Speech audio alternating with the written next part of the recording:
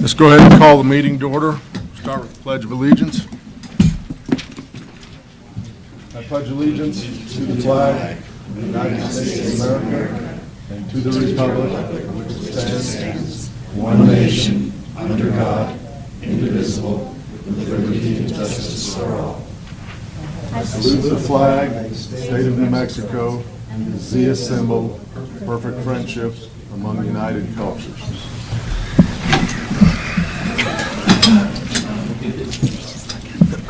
Good evening, everybody, and welcome to the regular council meeting for February 20th, 2019. Following the Pledge of Allegiance, the next item is approval of the agenda. Council, I'll entertain a motion. I don't have any changes tonight. Mr. Mayor, I make a motion we approve this evening's agenda. I'll second. Motion's been made and seconded to approve tonight's agenda. All in favor, say aye. Aye. Aye. All opposed?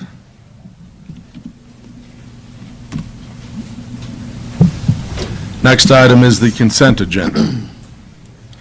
Mr. Mayor, I make a motion to approve this evening's consent agenda. I'd like to pull the council meeting minutes for January 23rd just for some more work. Could you speak up, please? We can't hear you back here. You have to get closer to the mic.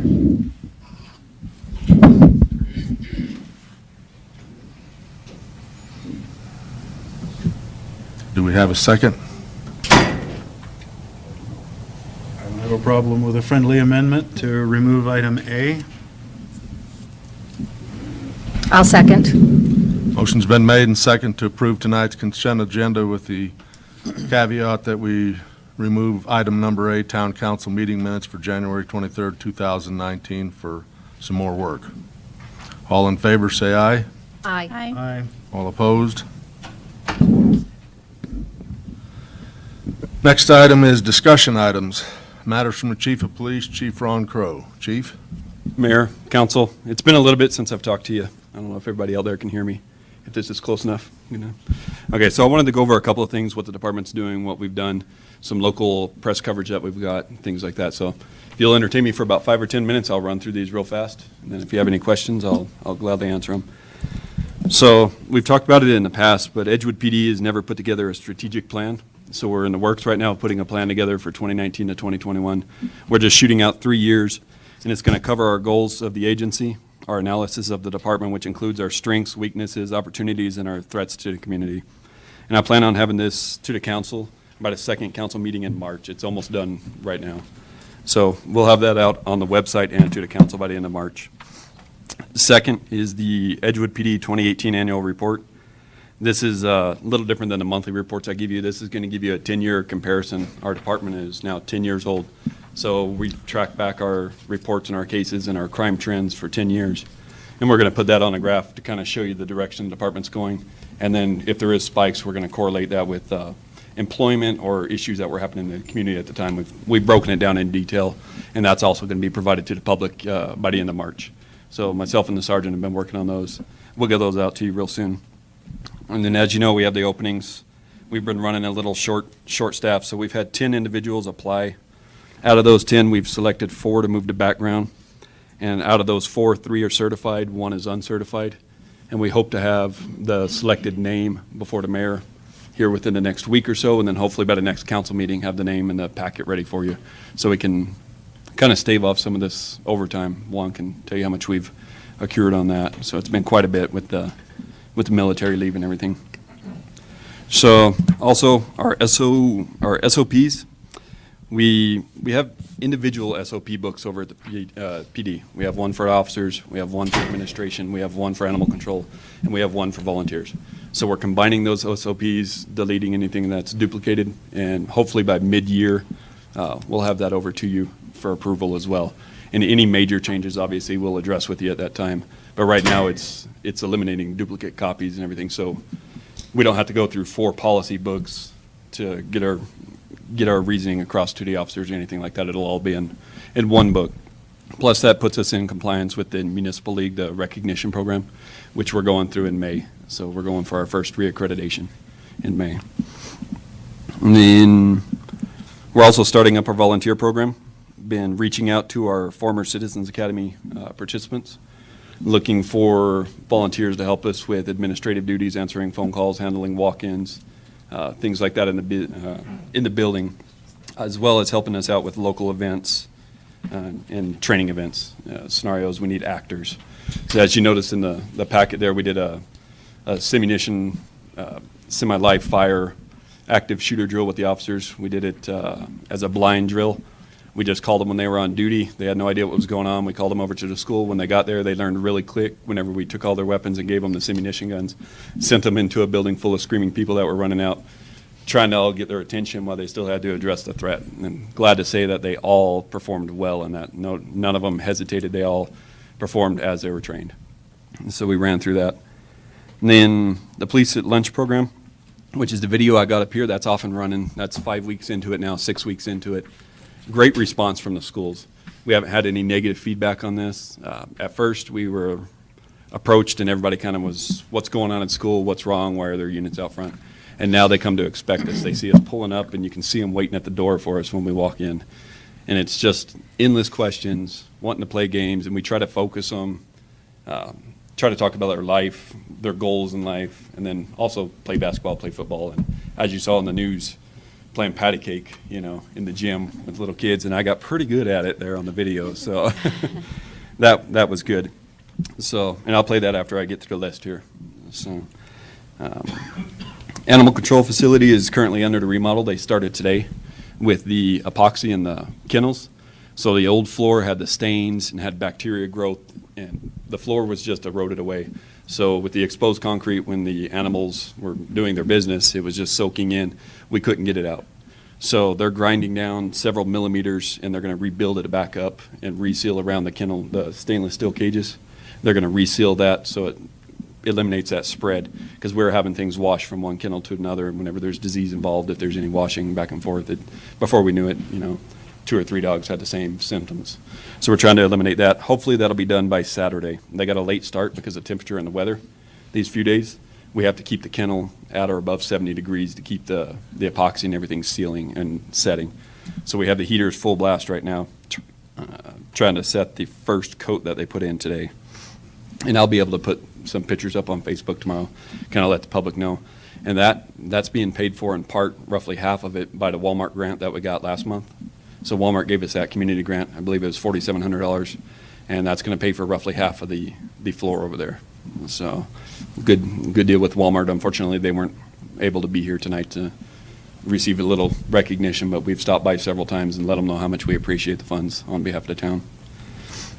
And then let me do the video, and then I'll get this here. It'll probably start a commercial at the beginning. We didn't download it first, so.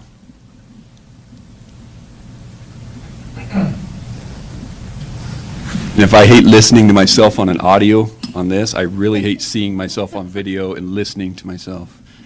So, how we can make that bigger. We'll get to it in a minute. Because now you only pay for data, and you get Xfinity Mobile included with your internet. Seriously, ask how.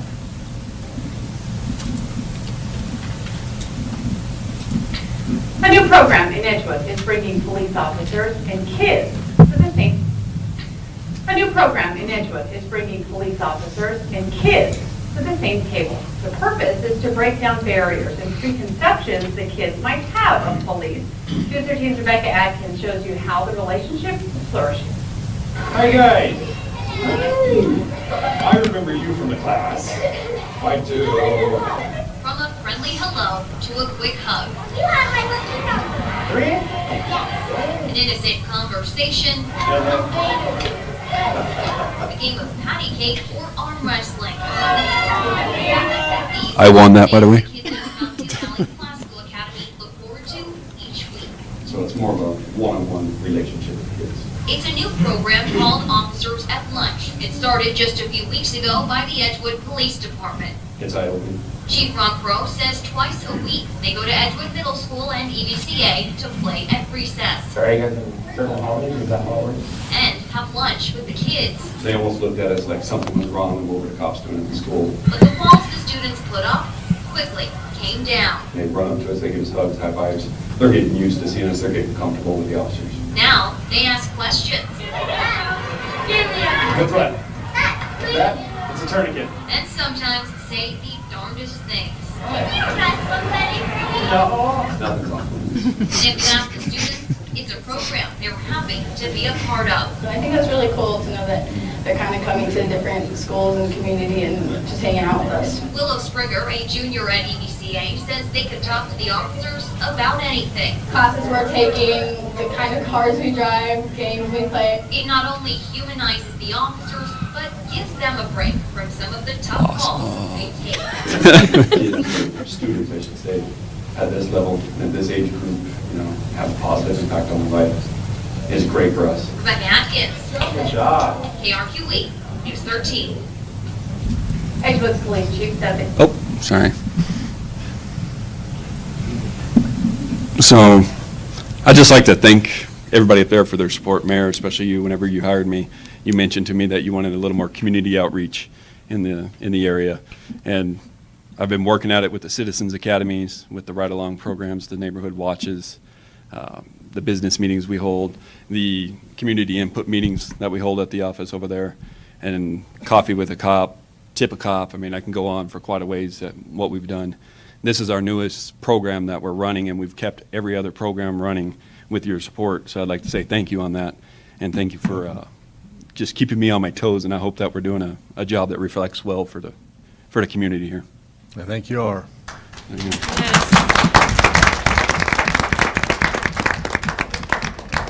And that is all I had, actually. Thank you, Chief.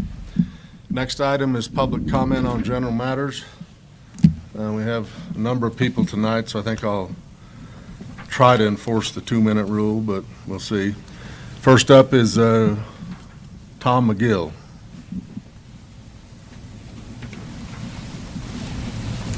Thank you, Council and Mayor.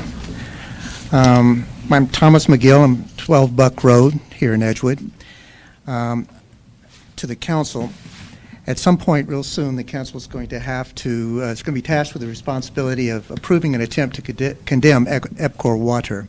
This will start a process that will irretrievably take on its own life. I emailed to each council member a link to a downloadable report that thoroughly examined the experience of 4 successful municipal takeovers of investor-owned water systems, smaller and larger. I hope it was or will be helpful. But right now I'd like to do a back-of-the-envelope calculation. In evaluating property, we look for comparables, and fortunately we have one just over there with Entrenosa Water. Entrenosa is a user-owned. The market value of the company is basically $7,000 times the number of users. It's real simple to calculate. It's determined, the market value is determined by what each party is willing to pay and what the enterprise can function on. EPCOR has 2,800 services. That puts the fair market value at $19,600,000 by this simple calculation.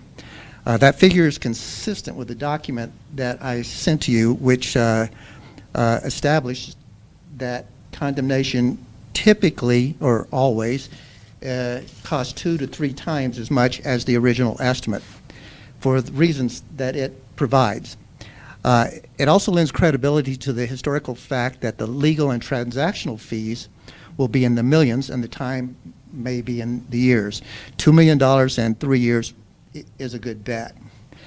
This estimate does not take into consideration that EPCOR is a for-profit and the evaluation is done in combat.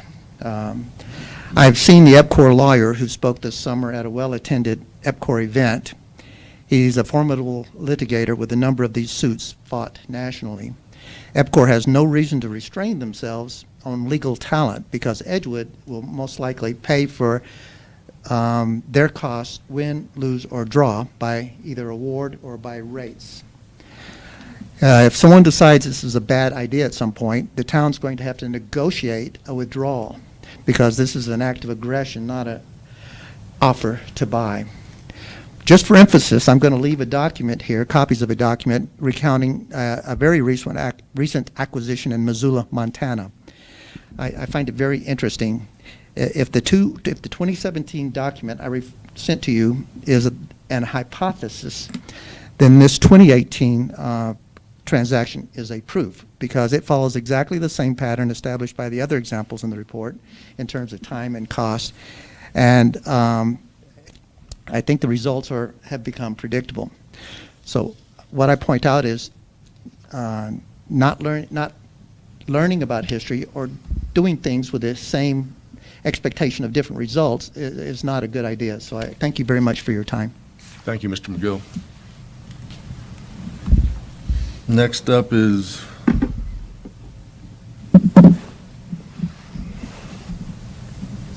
Bill Cannon. Hello, everybody. Okay, I just wanted to kind of address a few issues on the sewer plant deal and mandatory tie-ins. I'm not opposed to people tying into it, but I think they need to be kind of more metered in instead of just kind of slamming the sewer plant that's already having issues.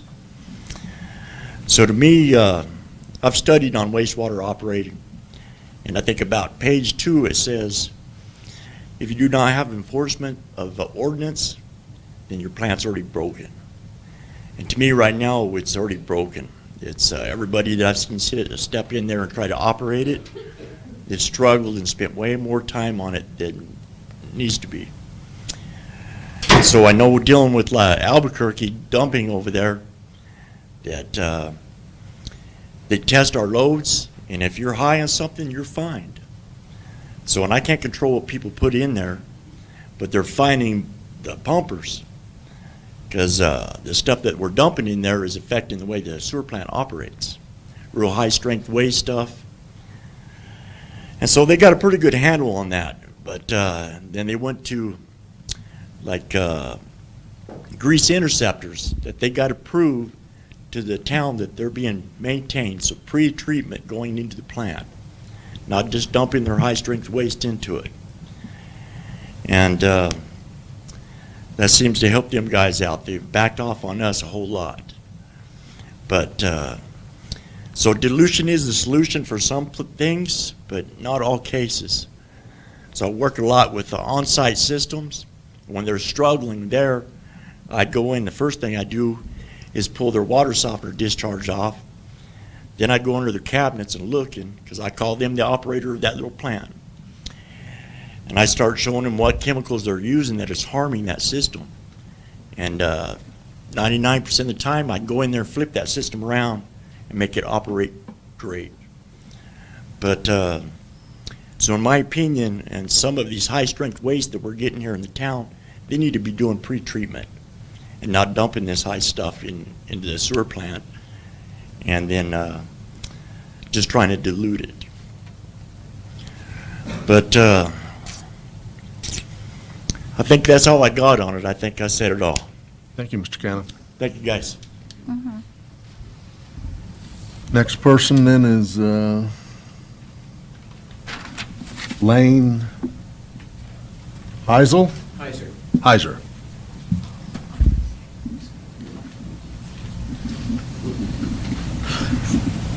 Hi, I'm Lane Heiser. I live off of, where do I live? Thunder Chief. And I just heard about the sewer thing 2 days ago. I mean, I don't know anything about it, and I also had lived back east on Plum Island, Massachusetts, where we spent 30 years to try to put sewer and water onto the island from town.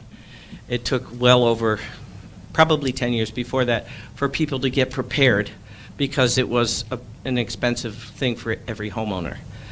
Since it started, when I first moved there, the houses were little clam shacks. By the time I left, most of them had been converted to multi-million-dollar places, so $30,000 wasn't anything to them. But I don't think Edgewood's in that kind of situation. I'd like to know where I could really find out exactly what is proposed, because we've watched things online, and then I've talked to other people that know some of the things that are going on, and they're like, no, that's not true. We're not going to, nobody's going to be foreclosed on. I work with real estate, and I certainly don't want to see us put a penalty on homeowners in this not very wealthy community. There are a few big houses here and there, but compared to the most of them, they're not so hot. But anyway, I'd like to understand, and if you can tell me where I can find these proposals or whatever it is that we're doing with the EPCOR and with the sewer, I would like to do that. I'd like to become more involved, but I don't know. I would suggest you come in and talk with our deputy clerk, Carla Salazar, down there on the end. Do you have something documented, though? There is stuff up on the website, yes. Okay. So, because I found conflicting information, so I don't really know what's going on. But I did have a question about the EPCOR takeover thing. Is that because of the quality of the water? No. That would be the best reason to get rid of that. But other than that, why would a town want to take over that responsibility? Something we got to try to figure out. Okay. Well, it seems all kind of very aggressive as far as what the town's trying to do. And it hasn't grown as much as we thought it would 10 years ago. So there's not much of a tax base for that. So, I'd rather see roads get fixed before we put in all this other stuff where we all have septic tanks. We have to. So anyway, okay. Thank well, you. I'll be attending more, so I want to understand what's going on. But Okay. Thank you. Next up is, Bryce Simons.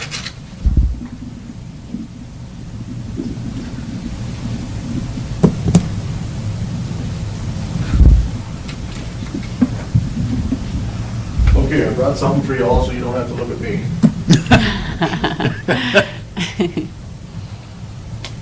Thank you, sir. We can all be in. That way we can make sure we're on the same page, hopefully.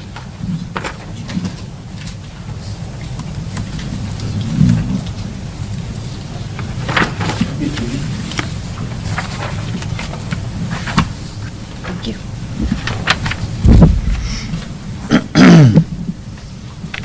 Thank you.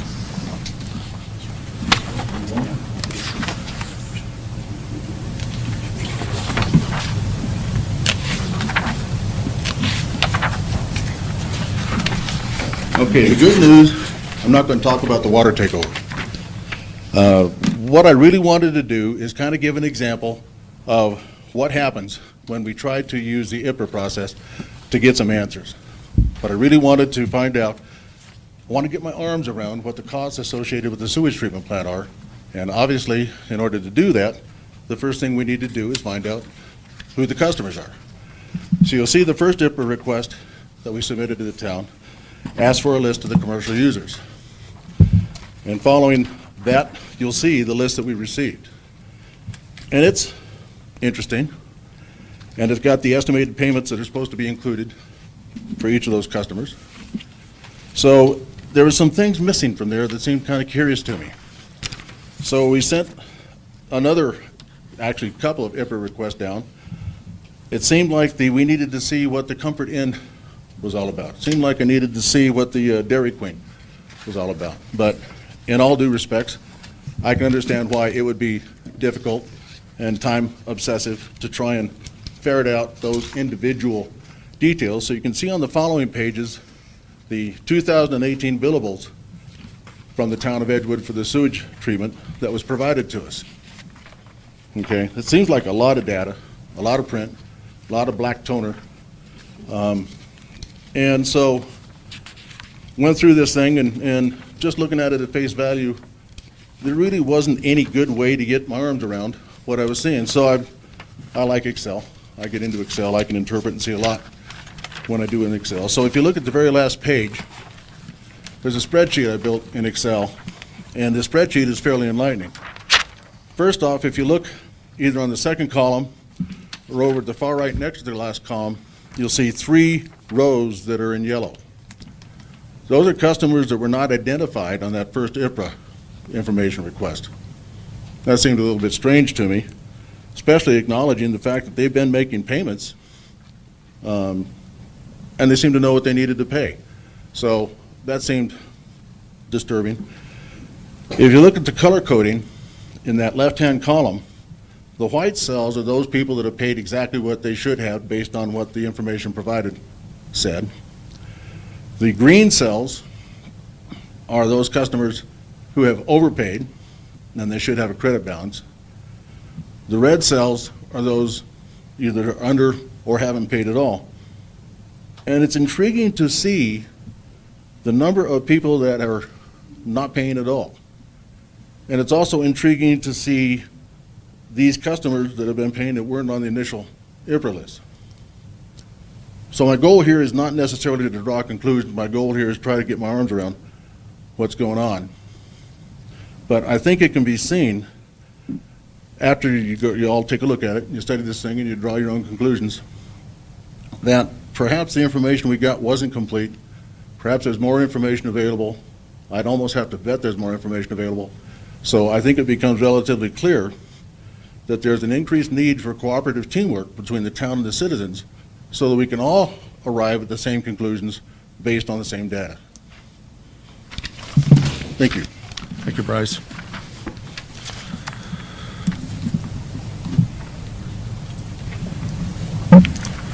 Next person listed is Chuck Ring.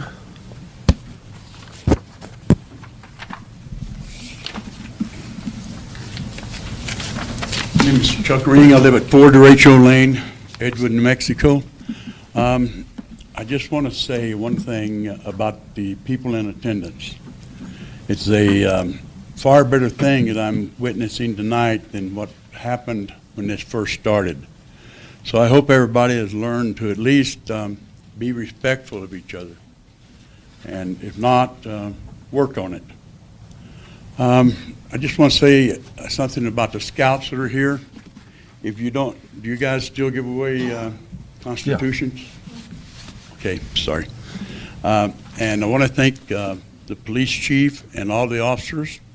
And I want to thank the people from Estancia Valley Classical Academy for allowing the students to come over and work with you guys. And I'm surprised one of them didn't try to throw you down, Chief. But they tried. But since I'm on the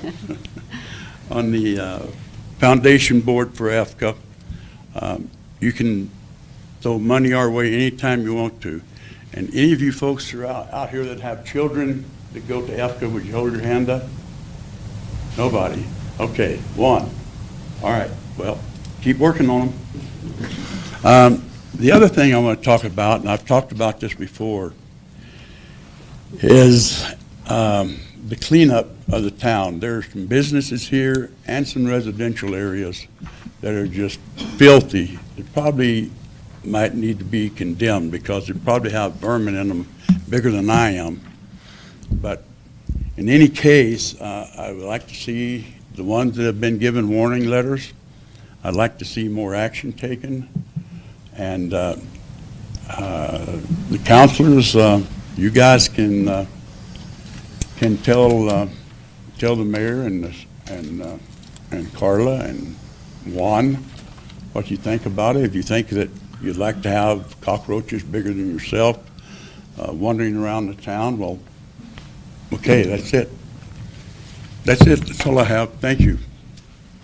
Thank you.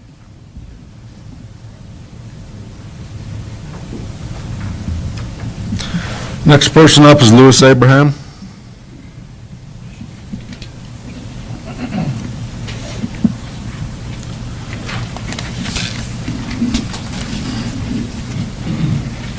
Council, this is for the Turner Bassett administration. According to a preliminary engineering review, a PER, it was revealed at the last meeting that the quality improvement processes all cost too much to be considered. They figure it will cost at least $8 million. After the expense of acquiring the EPCOR water system by condemnation for more than $12 million, probably much more, improving water quality is out of the question. Interestingly, EPCOR says they can treat the water for $5 million. They're the experts. However, when EPCOR asked the citizenry if they were willing to pay for this upgrade, the answer was no, a resounding no. They didn't want to pay. So the people are unwilling to pay the $5 million for improvements, but the mayor wants to borrow $15 million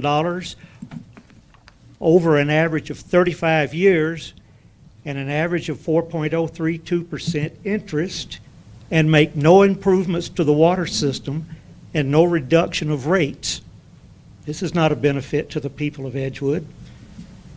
Mayor, you have delved so far into this project as to be at a point of no return, yet have not informed the people or the surrounding Edgewood areas what the people will be paying for water after your hostile takeover and your unscrupulous seizing of EPCOR. Question 1, where's the money coming from to seize EPCOR? A direct loan from the USDA for $4.5 million, a guaranteed loan from the USDA for $10 million, loans. Question 2, where's the money coming from to pay for court battles that will ensue? Mayor hadn't told us yet. How much of an increase in water rates can the people of Edgewood expect to see if you succeed in seizing EPCOR? Mayor hadn't told us. When expansion and growth of Edgewood eventually begins, how will the town handle the extension of water lines to these new areas? Mayor hadn't told us. Most likely borrowing. Currently, EPCOR handles this without additional charge. Question 5. How do you respond to the citizenry about your raising water rates and providing no improvements to our water conditions, such as hardness and taste? Mayor hadn't told us that either. Where will the funds for this water project come from? Borrowing. Under EPCOR, this will not be necessary. It seems to me it would be much wiser to work with EPCOR as a loyal member of the community that they are, to involve the public to come to a consensus that improves the quality of our lives, the attractiveness of our neighborhoods, and our collective health. Thank you. Thank you, Mr. Abraham. Next person up is Cheryl Hupperts.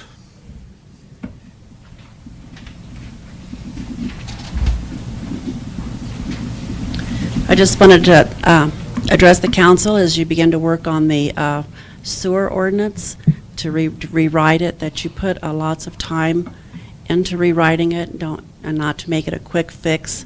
Sometimes we want to fix ordinances quickly and we can overlook details. As P&Z, we've spent a lot of time when we work on an ordinance, sometimes months and months to try to get all the information we need.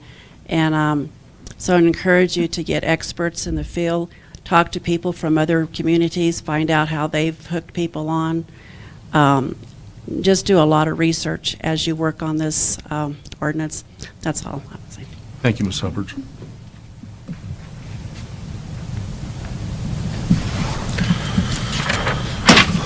Next person is Gerald Curtis.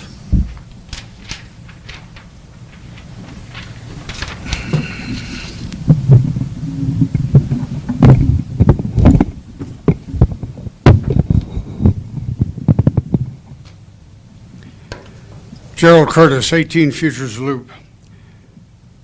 I first want to start off by offering congratulations, heartfelt congratulations to the mayor and to at least 2 councilors.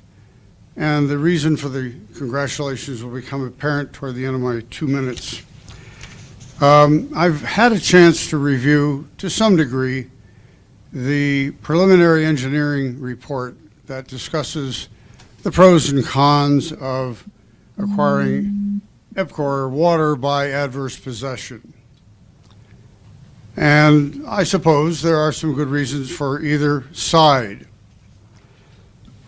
But I think the thing that is more important, and I'm going to read from what appears on the town's website as a direct quote from Hector Balderas, the Attorney General of the state of New Mexico, in part from his subheading, Our Vision. He says, the Open Meetings Act is known as Sunshine Law. Sunshine laws generally require that the public business be conducted in full public view, that the actions of the public bodies be taken openly, and the deliberations of public bodies be open to the public. Like you, and he's talking to me, I strongly support open government, particularly meetings held by public officials to discuss public business.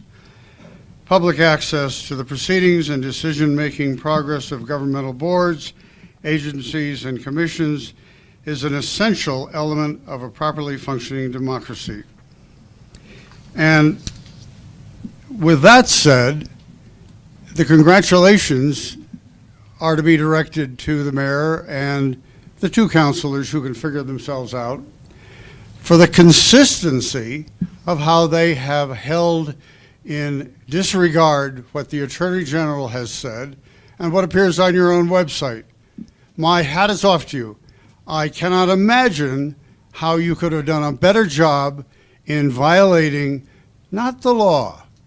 The mayor's made that very clear, but the way he does business. And I want to thank those two councilors and congratulations to you for standing with the mayor in such a positive way. Next person up is Ron Monty. I decline to speak at this time. Then that would bring up Heather Mitchell.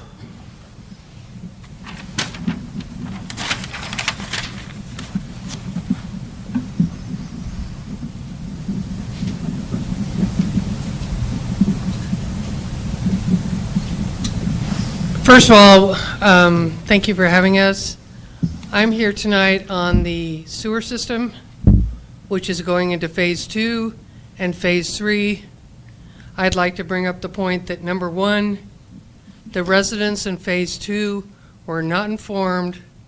The residents in Phase 3, which is the Ridgewood area, were not to be here for a private meeting last Saturday. We are all concerned.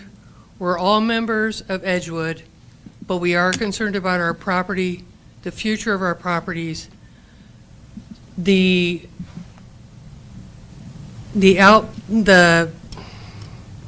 areas that will be affected.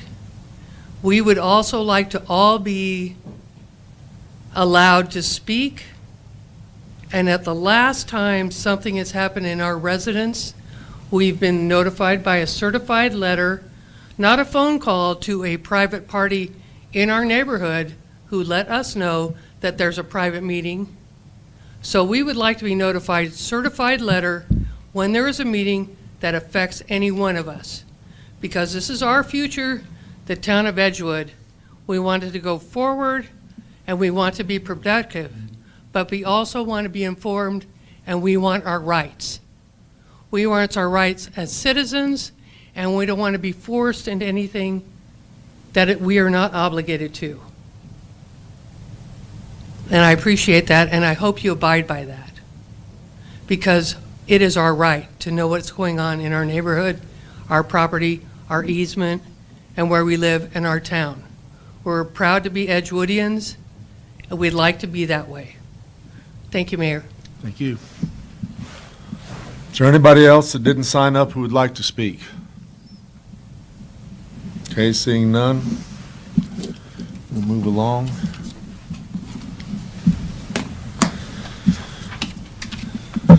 Next item is matters from the councilors. Councilor Jaramillo.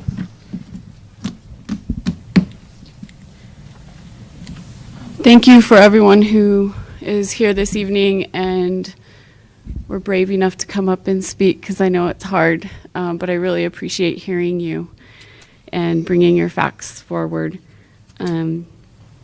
Chief Crow, I just wanted to congratulate you on your accomplishments and everything that you shared with us this evening. I think you are showing yourself to be a very strong leader, and I really, really appreciate that very much.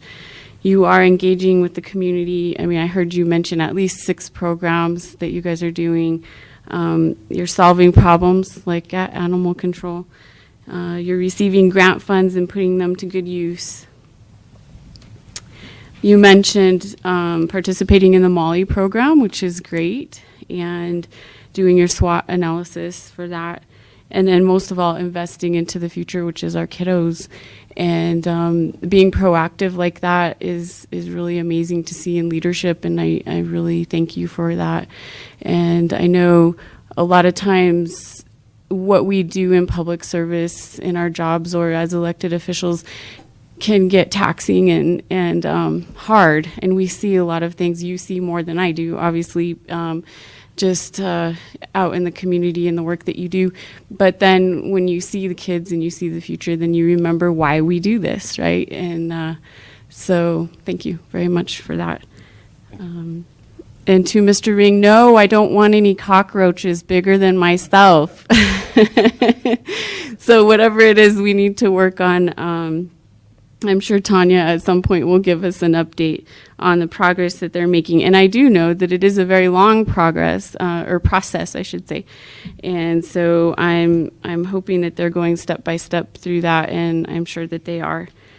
Let's see. Thank you to Mr. Simons for your analysis. You're speaking my language in numbers here with receivables and revenues and all of that. And so, Clerk, if you could address that at some point, I would appreciate it. I was also curious, somebody brought up a private meeting, and I don't know what that is, and I'm really curious if that was initiated by a neighborhood or by the town itself, because I'm not aware of a private meeting that we initiated here. So if anybody could enlighten me on that, that would be great. Then also just wanted to mention that we had Municipal Day at the legislature today. Councilor Hawley and Carla and Tanya and myself were there, and I know Councilor Abrams was there in other capacities too, and speaking to our representatives.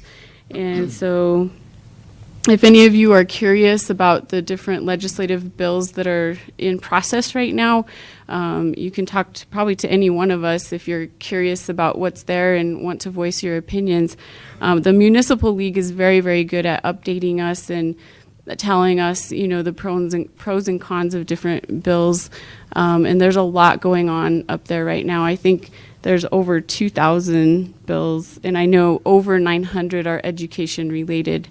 And so there's just really a lot happening up there. And if we don't make our voices heard, just like here locally, right? If you didn't come to a meeting, then they don't know exactly. So I spent quite a bit of time up there today. And then lastly, I mentioned at the last meeting that I would work on helping with policies and procedures, resolutions, ordinances, whatever it is we need to move capital assets forward and some of the things with that. And so I have one resolution here drafted that we can add to a future agenda so that it can actually be discussed.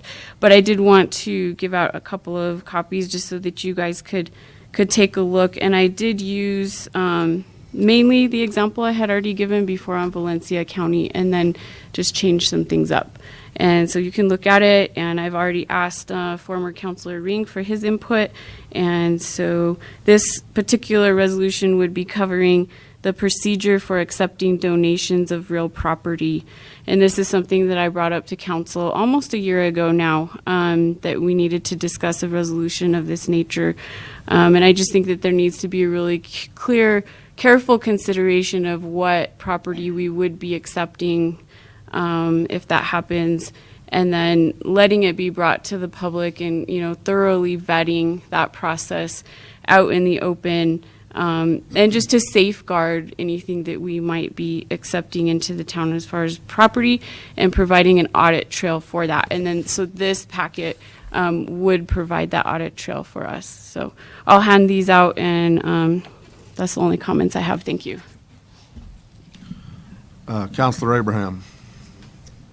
Okay, so I have a couple things. The first one is I attended the Eber Water Board meeting this last time, and they have offered to, if we need help with water-related ordinances, they have some good experts there to help with that. And they did, talk about a couple bills that are coming forth that, about not using LEDA money for, to purchase water rights. There's some eminent domain things that are out there in the legislature this year.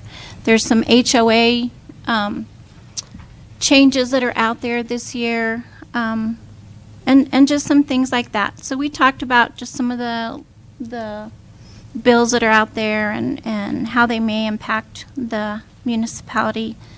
The next thing that I would like to talk about is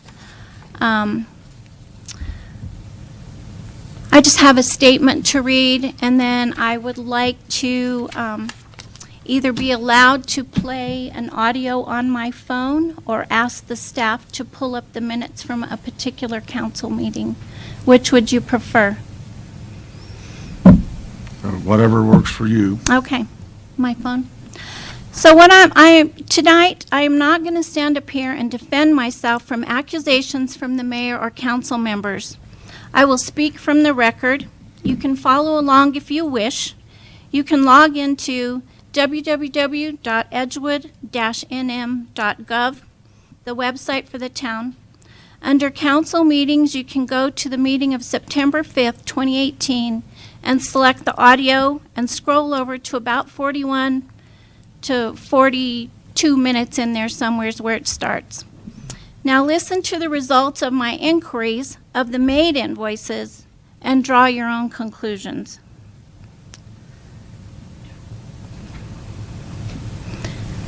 Because I have been assassinated up here recently, and I just want to show that I actually do know what I'm talking about.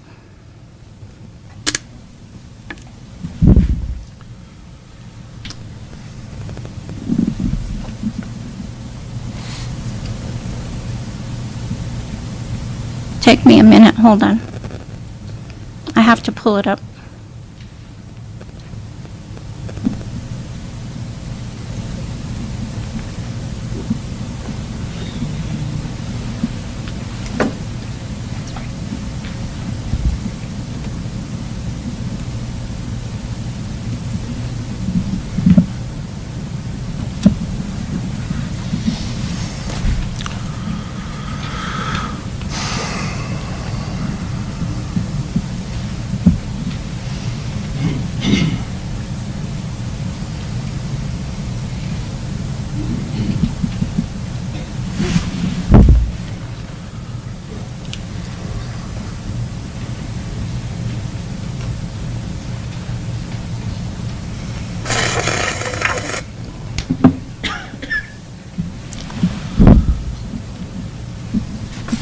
I'll get as close as I can on this little device.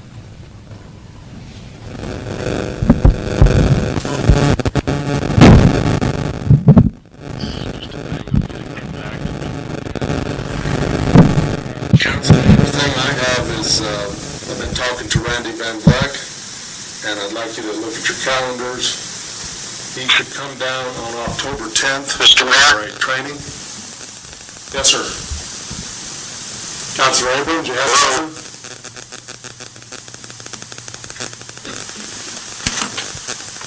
John, are you there? Hello? Are you there? For a second. Go ahead and make your comment.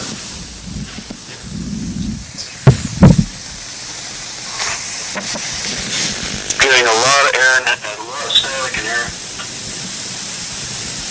Can you hear us now? John?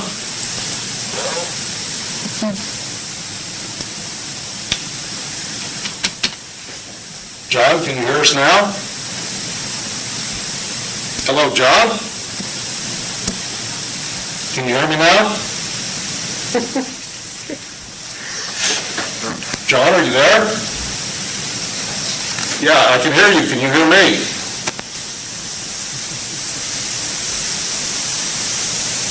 So I'm going to put you back on speaker and put you over by the microphone. Go ahead and make your comment. I couldn't hear what was going on for a second. Go ahead and speak. That was his comment. That was his comment. Oh, that was your comment.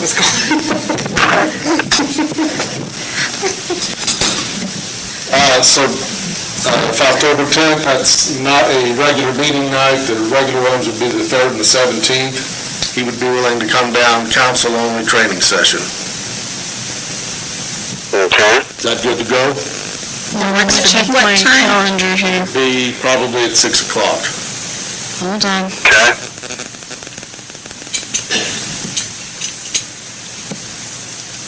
Think I can do it?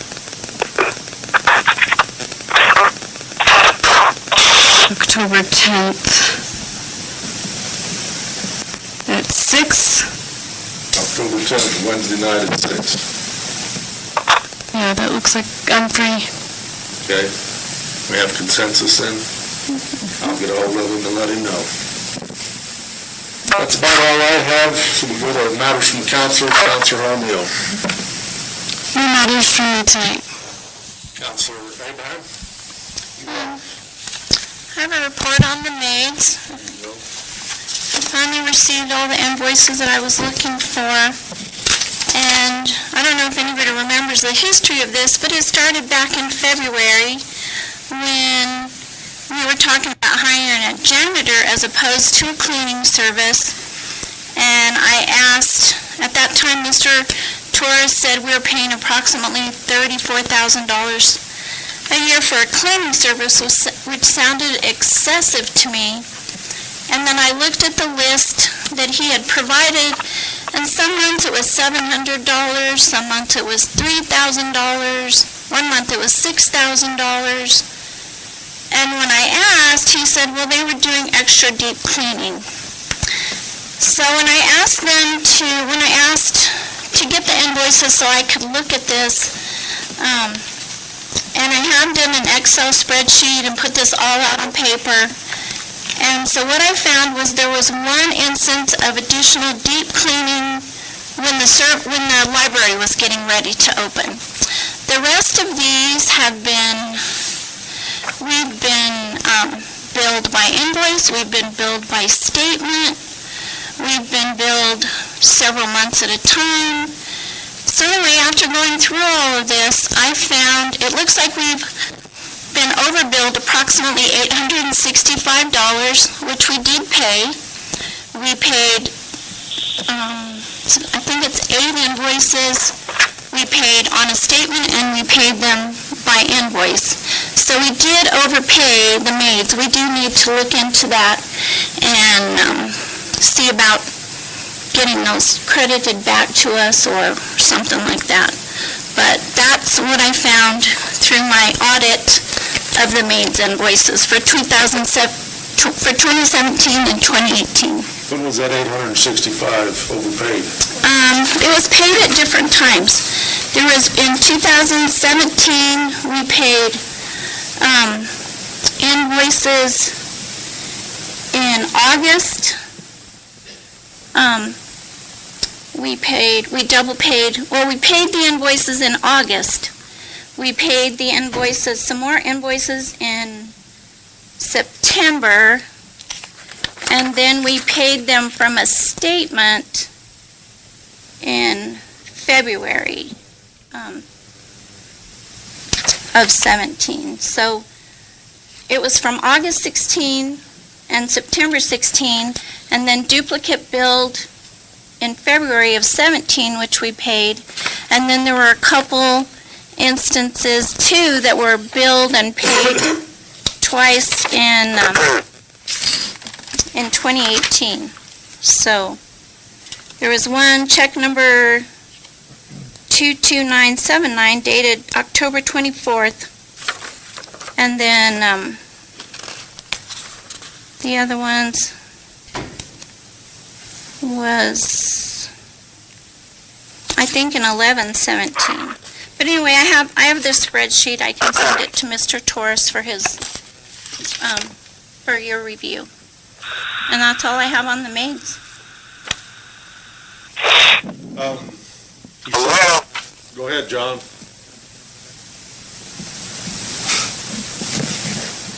John, you got something to say?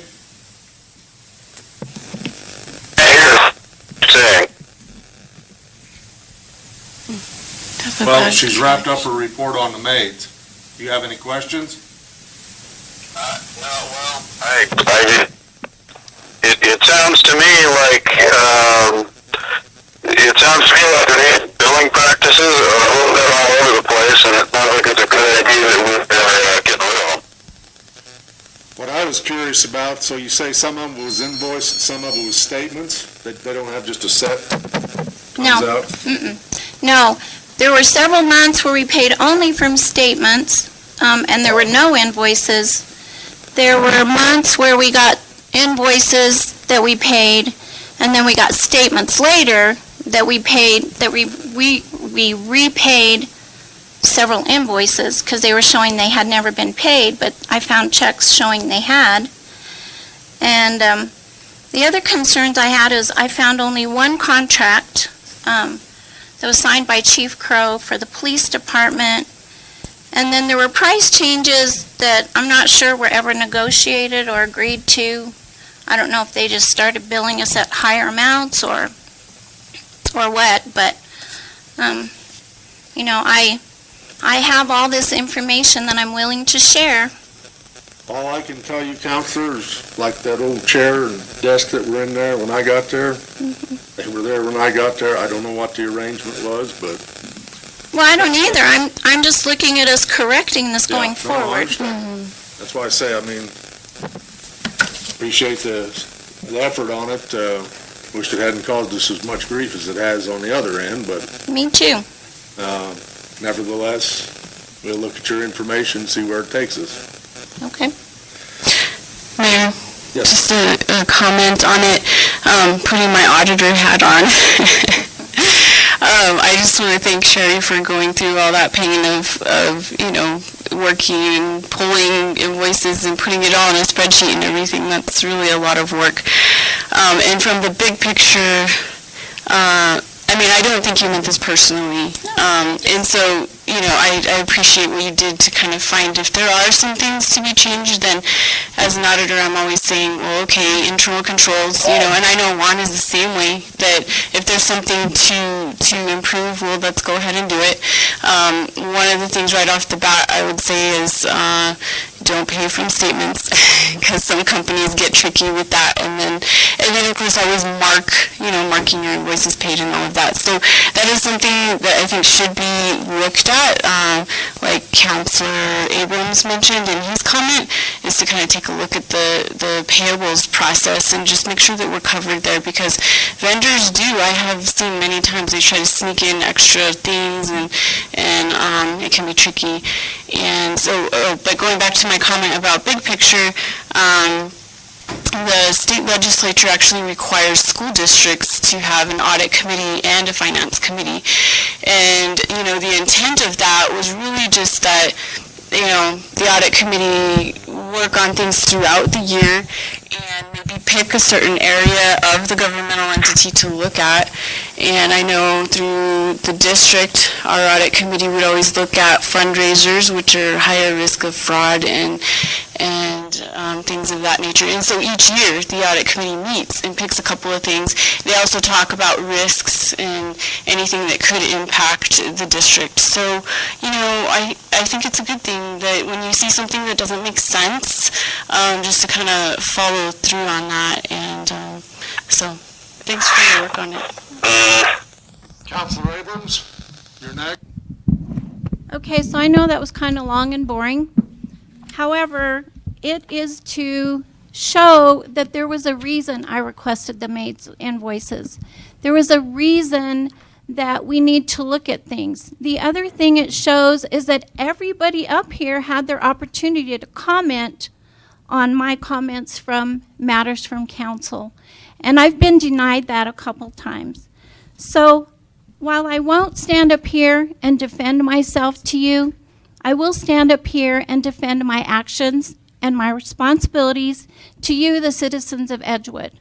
And I try my best to do your will. And that's all I have to say tonight. Thank you.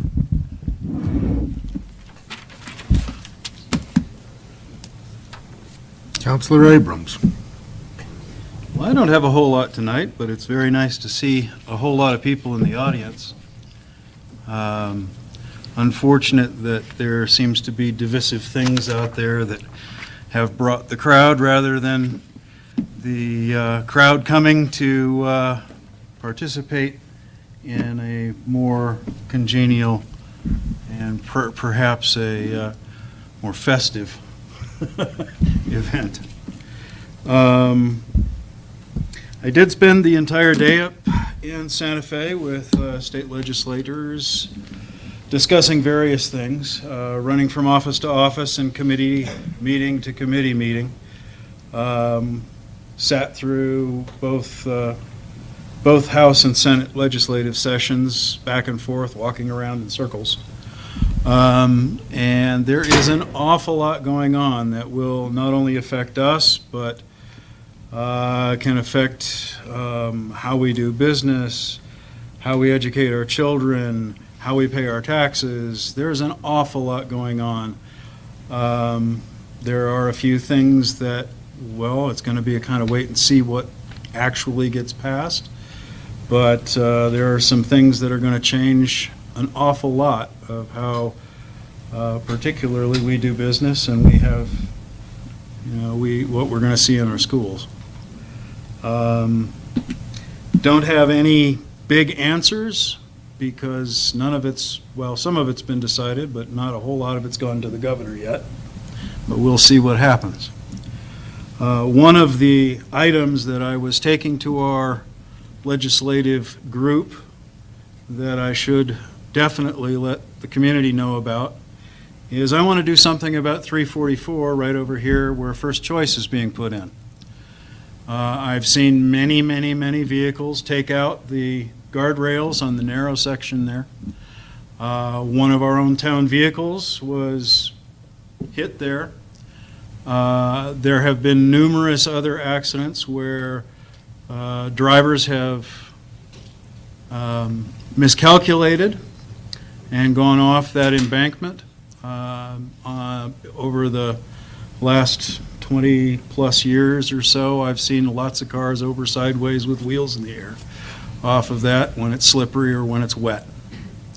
So it's about time now that we have a health facility going in there, that we don't cause the health facility more business than they need by having a very bad design on that piece of pavement. So I am going to continue a very forceful conversation with our state peoples, both Department of Transportation, the governor's office, and our representatives to get that done as soon as I possibly can. And that's all I have tonight. Thank you. Councilor Hawley? Oh, okay. I just wanted to remind folks, First Choice, the new clinic will be opening next Monday, the 25th. That's the last word that I got on when they will actually open their doors for business. And I think that's something the whole community can celebrate. And I just think it's wonderful when we can all work together. This was a project not only with First Choice, but we worked closely with Santa Fe County, with the state, with the electric cooperative, and look at the jewel that we've got opening its doors just around the corner. Former Councilor Ring and I were able to get a tour last week, and we're just so excited and looking forward to everybody having a chance to see it. And I got to tell you, Phase 2 has already started with First Choice. They are planning a wellness clinic, and they're working closely again with the county to have a wellness clinic in conjunction with their medical clinic.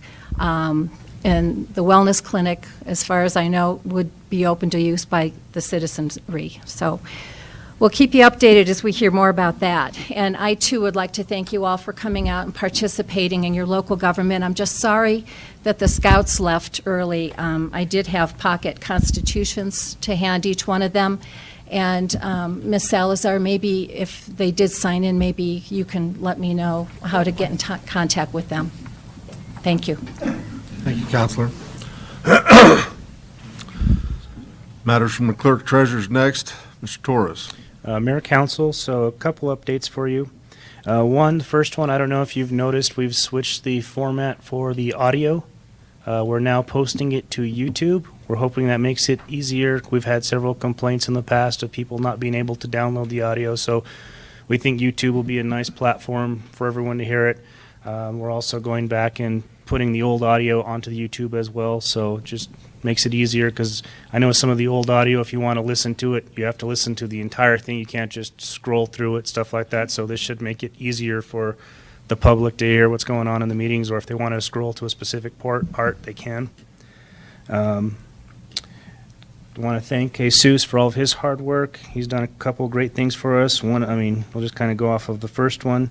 We finally have the wastewater treatment plant hooked up. It's now on the same network as the police department, so it's no longer stuck on a supposedly 1.2 megabyte DSL service. It's now, streaming, as fast as the police department one is. So that should help several ways. I mean, one, just with their ability, but their SCADA system, we were having issues when we first put the new SCADA system on that it was going off, and we think that had a lot to do with the internet.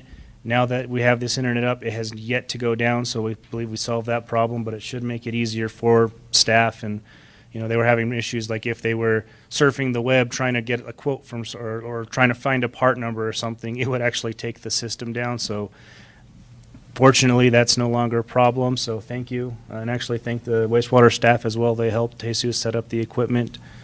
Next bit of information, our financial server is on its last leg. So I was hoping we'd be able to stretch it out until next fiscal year, but that doesn't look like it's going to be the case. So we're going to try and we're going to have to order another one.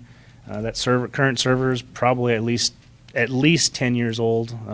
So we need to get something else up and running in place before that one actually goes down and shuts the town down. So we're trying to move on that as quick as we can.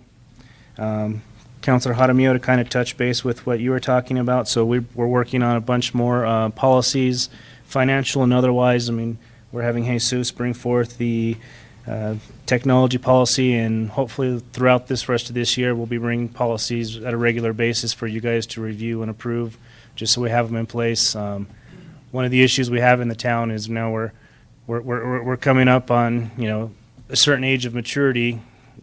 Had the town been an individual, and we need to start acting like it. We need to actually start having policies in place for things, procedures. We have procedures, but we need them documented in policies. So here's how we're going to follow. Here's how we're going to proceed in moving forward.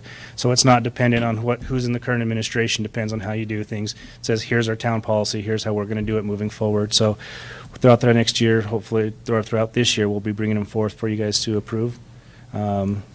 Counselor, I'll probably on a lot of the financial ones be bringing them to you to hopefully to proof and make them fit the town. Sure. And that is all I have. Thank you, Mr. Torres. Mayor, Yes, ma'am. a couple of questions for Mr. Torres. You were going to check into the cost of the PER at the last meeting. I saw the check for it was about $30,000, and then you said there was another payment. Did you see what the total cost of it was? Yes, and I don't have that figure offhand, but it was approximately $39,000. Okay. And then also, offhand, can you tell kind of big picture what happened with this information on the sewer that Mr. Simon presented here with the IPRAs and then his spreadsheet? As you know, with IPRA, we're not supposed to make up information. So that's the information we have, the information that was given. So, and that's also another thing that I'm looking into. So our current utility billing is not on our financial system. Because we have so few accounts, it's on an Excel spreadsheet. So that's the bill, that Excel spreadsheet is what we send out. That is one thing I've looked into, and I want to bring for council for next budget to actually acquire a billing system that has a nice tracking, because as you can see here, we have the Excel bills we send out, and when we receive the payment, we put them all into one line item, but it's not a proper utility billing system, so to speak. It's just, here's the bills that go out every month, and then as payments come in, we just record them into that. So once again, we can't create, his IPRA request, we don't have the system that puts it out nice and neat. I mean, we gave him the information we have. We can't create and fabricate information for them. Sure, but so there's so many red on here that are these people being billed? Are they paying? I'm just concerned from big picture. Right, well, without is looking everyone into everyone, paying? I just glanced at one of the first ones, AutoZone. They just now connected. So there's probably a reason or why some of them haven't paid, and I'll have to look at each one of them. So I will look into that and let you guys know. Okay. Yeah, there's just quite a few on here that it seems like they would be paying, but it's showing that they have a negative balance, so that's kind of surprising. But you'll get back to us at the Yes, next meeting? like I said, I'll have to look Okay. into that, council, and let you guys know. All right, thank you.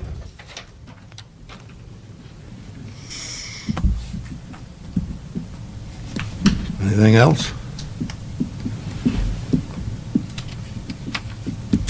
Next item, sewer ordinance discussion. So, council, what we've got here is the stuff that Carla worked up for us. It's in the red is the stuff that, I guess this is what we worked on, Carla, or the suggestions we made to you at the last meeting. Put together one sheet of proposed changes based on the discussion from the last council meeting. And then I was just going to send it to the governing body for further discussion. Carla, we can't hear you, dear. Oh, I just put together one sheet of what was discussed at the last council meeting. Carla, is your mic on? Is your microphone on?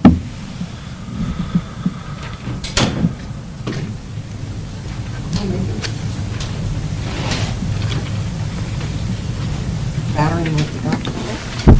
But I just put together one sheet of what was discussed at the last council meeting. And other than that, I was going to cede to the governing body for more discussion if you guys agreed or disagreed or wanted to bring new ideas forward. So it looks like you've got some new definitions. Yes, we were lacking, and actually, that came from a resident's phone call who happened to notice that we didn't have definitions for commercial customers or residential customers, and it was a good idea. I see that you, that you say we have 3 types. We have residential, commercial, and industrial. Well, I didn't want to make that statement, but industrial was already defined in the ordinance. So I added just the definition for residential and commercial, and then that made 3. So I don't believe, well, I know we don't have any industrial customers, but it was defined in the past ordinance, so I left that definition in there. I have one other question. One of the things that mentions here is a new resolution updating the service area. Will have to be passed.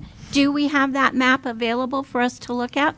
We do not. I just mentioned that once we maybe bring this to a public hearing, when we're through discussing what we would like to see, I'll have to include a resolution with the new service area. There's been a couple that I can think of, Church, Cactus, and Maine that we just did, and then Walker, which was done a few years ago. None of those are reflected in the resolution that we have right now. Okay. It may be helpful to have that resolution and the map before we do much discussion on mandatory connections. I mean, it may affect different people than what we're anticipating. If we can come to some sort of consensus or agreement on what changes you would like to see made, I will notice a public hearing on the sewer ordinance, and I will include a new resolution with a new map. And then we'll have a public hearing on it, if that's okay with you. I would kind of like to see the map before we post for public comment. Okay. I would like it to be kind of spread around. Looks Okay. like we have some questions. Yeah, I just have a quick question, Lane Kaiser. You said mandatory. Could you come up to the microphone? Yeah, come on up. This mandatory hookup business, the mandatory, It is, I'm sorry, it is written into the current ordinance. And actually what brought this discussion forward was some concern about the mandatory hookup. So I think what the governing body is trying to address now is some exemptions to that mandatory hookup. They're not addressed in the current ordinance, but any proposed ordinance would try and address that. and you said this current ordinance is basically the proposal that everybody's talking about? No, there is already a current ordinance. It was passed, I think, in 2015. It mandates hookups. It has mandatory hookups in it.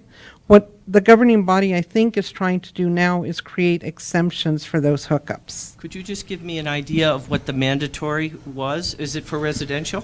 It was a mandatory hookup for commercial and residential. And was there a cost to the residents? There was. Is there still? There is. How much is it? On average, probably about $1,100. I was told something like 30,000 and 4,000. Where'd those numbers come from? Probably, if you, I'm guessing here, so I'm I'll tell you what speaking I out know. of turn. Not much. But what I'm thinking is the $1,100 hookup fee to the town, when people are talking about the additional $30,000, maybe they're talking about the cost payable to a plumber or a licensed contractor to make the actual physical connection. The $1,100 is an application fee to the town. I'm not sure how much it would cost for a plumber or a licensed contractor to make the actual connection. So nothing has been done on everybody's part here to find a solution for all the residents so they don't have to go find a plumber. I think that's what they're looking at now. Is that That's something our- we can assume, that it's not going to be everybody for themselves randomly? I mean, that's, do you understand what my question is? What do you mean everybody randomly? Well, if we have to all find a plumber, isn't that random? I mean, it could be, how many plumbers are in this town? I know I can never find any, but, I have a few, but I think one of them died. But anyway, yeah, I mean, I'm very concerned about this because there's a lot of hidden cost here. There's a lot of mandatory when I don't think very many people really know about this, even though it was set up in 2015. I've been here since 2004. So, and I'm not completely illiterate, but this is all news to me, and I just don't understand why we have a closed discussion on the agenda for some of these things. Does that really mean closed?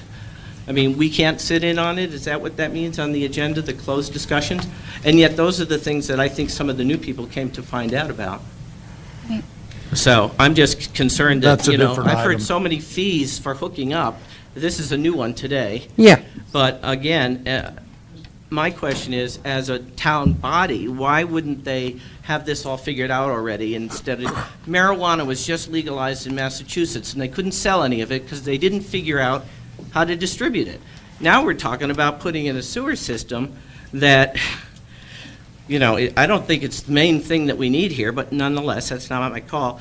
It's just the facts aren't very good. I looked back at some of the old meetings, and I think Councilor Abraham and Councilor Abrams were on the governing body. I think you had about 6 or 7 council meetings about the sewer ordinance. It was quite a lot. But that was several years ago. Right. We may have all new people now. Yeah. Right. So what has kind of brought this to the forefront is a new collection line is being put in the ground now. It will be completed March 20th. So if there wasn't a collection line, nobody had to hook up. Right. But as the collection lines are being built, it is going to affect citizens.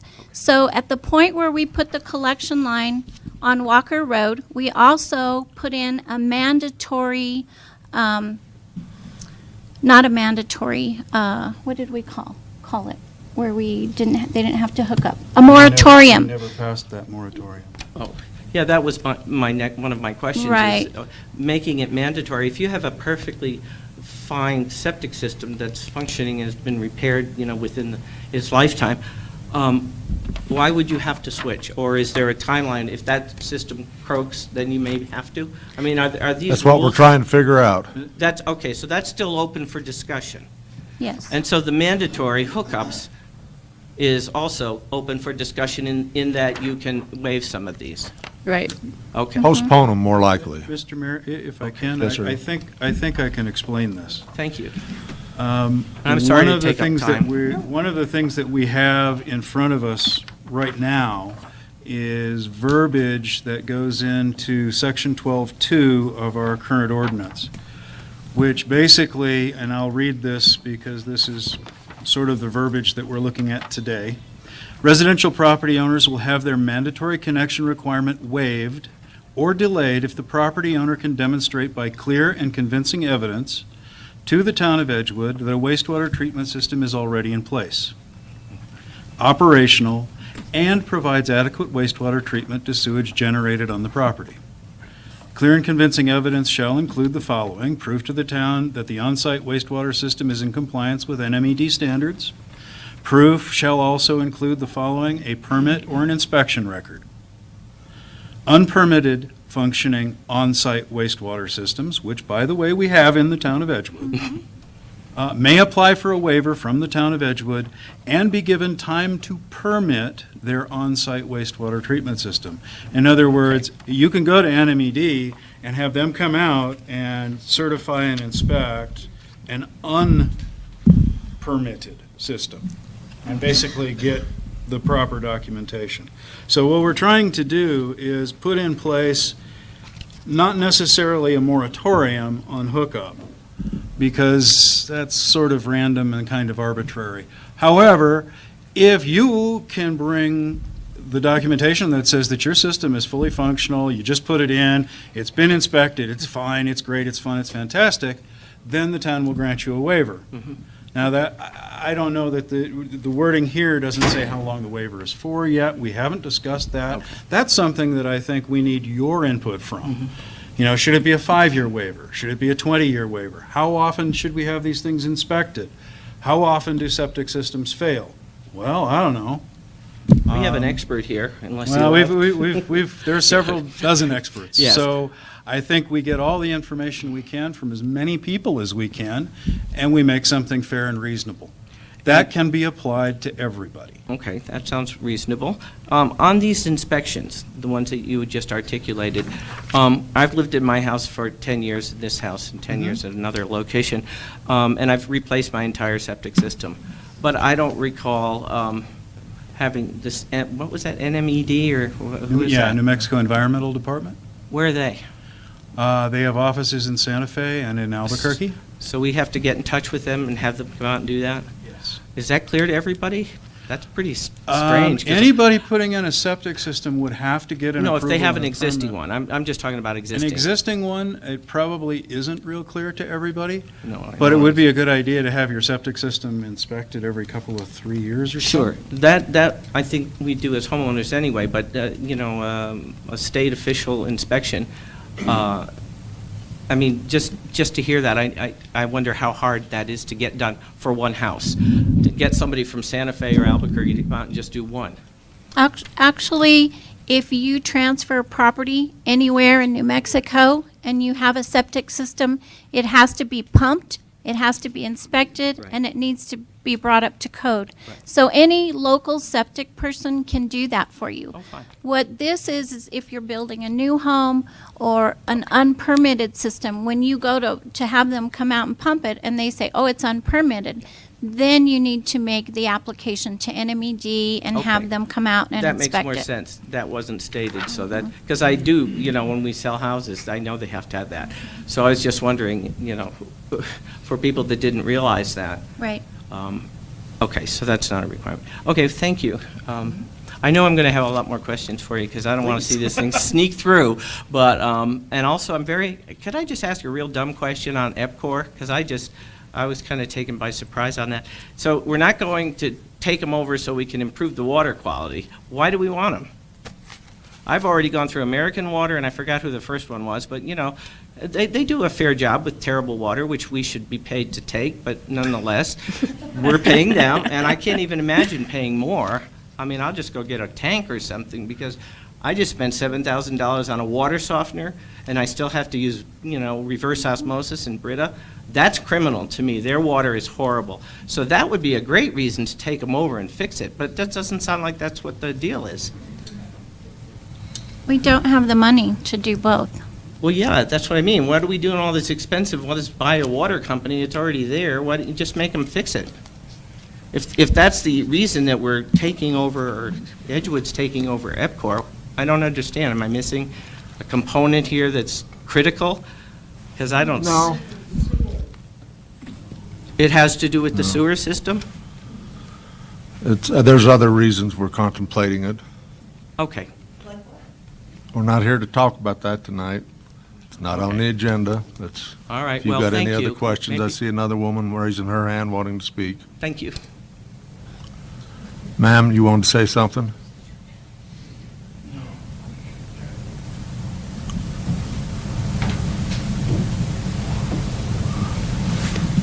Last Saturday, I was here at a private meeting, and I was told the footage would be 150. Now I find, excuse me, I find out the footage is 200 feet from the connection to the house. I want to know, is next week going to be 300 feet? No, this is a proposal. This was a change in the ordinance language. It's a proposal. Are We we- haven't acted on anything yet. Are we going to be notified of any actions, any meetings coming up Ma'am, in the could near you- future? excuse And we me. have been I'm curious. suggested to come in for a meeting, a private meeting next week with Carla, and what is going to be discussed at those meetings, because I know my neighbors and myself are concerned if we're going to be required to sign documentation, show proof of certificate on our septics, and what those meetings are going to contain. I believe that was to discuss the easement and the property in the draw there. It was. The easement and the draw. It was a meeting to discuss potential easements if that area ever got built out.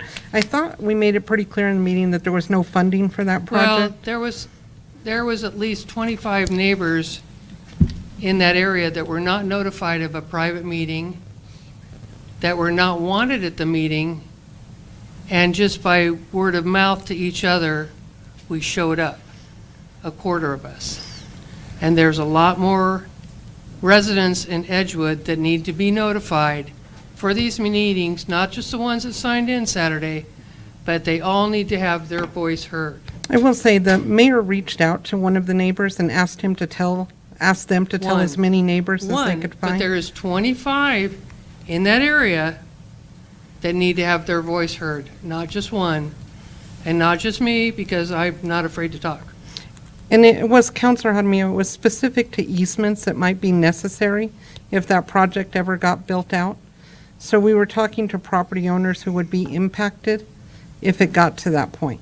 Which But it wasn't a neighborhood? public meeting.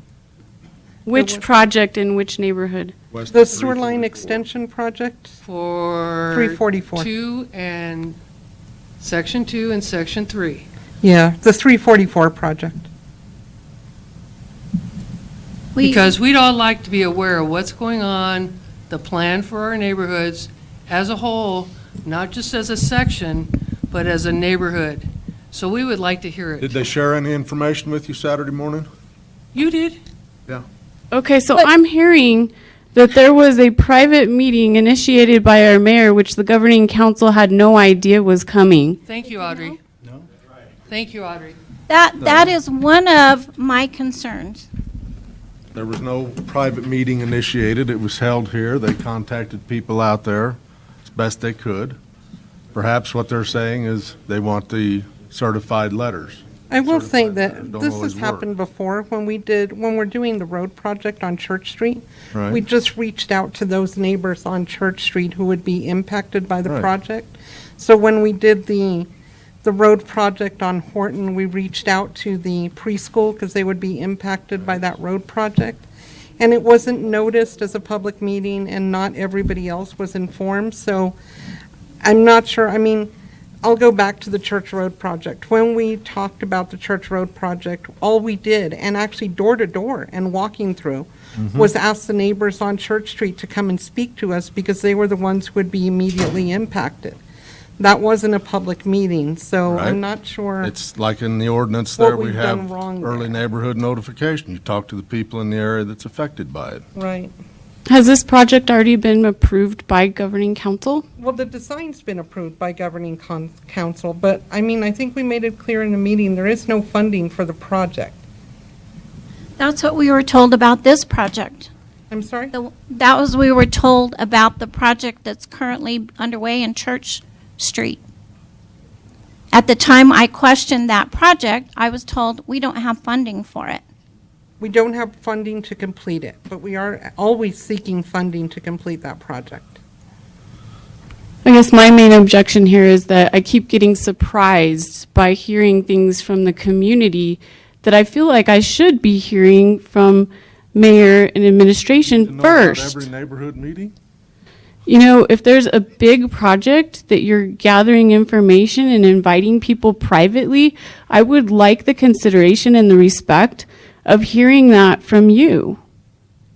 that there's a neighborhood meeting that staff may be holding with somebody? Yes.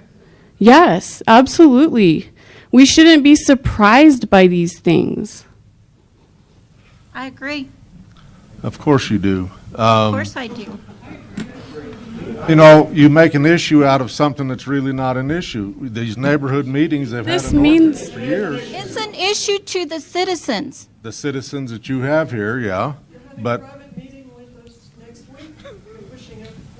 Oh, there's another meeting. no. They wanted to bring the individuals in and talk to them about their specific lots. That's all it was. Excuse me, Mayor, but I believe the council is for the city, for the rest of us. Yeah. So if you want to talk to somebody, somebody ought to know about it. And if it's a private meeting here, we ought to be able to sign in and out so we all can use this office for our own private meetings. Well, it's something that's been done before a number of times and never had anybody, Well, we seem to have a Freak problem out. with it now, sir. yeah, I see that. If you'd like to talk to people, we'd like to know about it, and the rest of your council would like to know that. That's the only problem we're having. Fair enough. Okay, then put up a sign. If we need to put a sign sheet on the outdoor so we can sign in and out of this office, if even your name on it and the lady's name, everybody else's name comes in and out of it, then we know what's going on. We can walk by the next day and say, oh, I guess they had a meeting and Are not you let in that anybody know. neighborhood?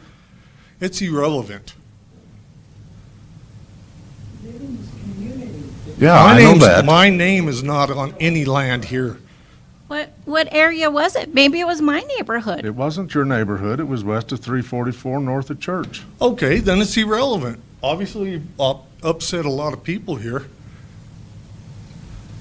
Well, it doesn't help you have two counselors that make a federal case out of it. Yes, it does, sir. Well, I mean, this is something that's been done before and nobody screamed and hollered. Irrelevant. We're not, this, our president is not going to do the same thing the last 6 presidents do. You're the mayor now. You can't do what the last 10 mayors do. We want to do it by the law. That's all we're asking.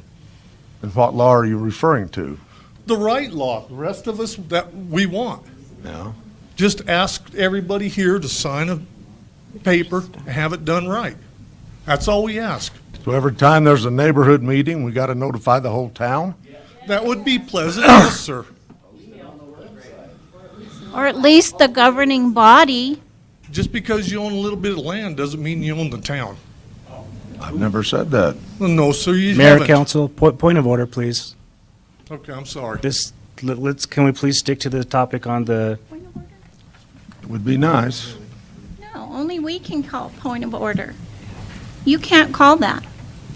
Only council can. yes, Mayor, council, but it is also my duty to inform you that we need to stick to what's on the agenda. We are clearly getting off script of the agenda. Please stick to it. Well, you know, I would like to hear from our citizens. This ordinance affects them. I have a question. Mm-hmm.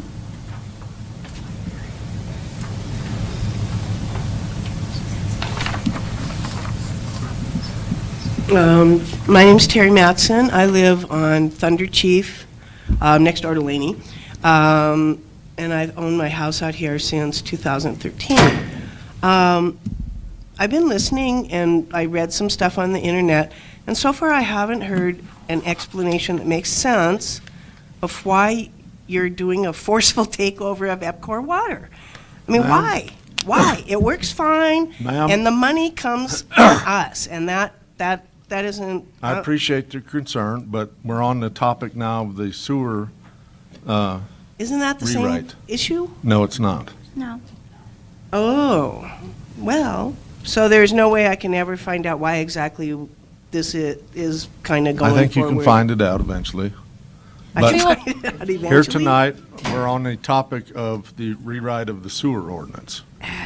Okay. I would like to suggest, Mayor, that maybe we put the water project on an upcoming agenda and notify the public when that might be. I agree. We're not ready for it yet. Mr. Mayor, if I may I sir. suggest to the councilors who are suggesting a action item on a future calendar. They do that during calendar review. May we move on with our next item? Which is, we're still back here rewriting the sewer stuff. The sewer ordinance.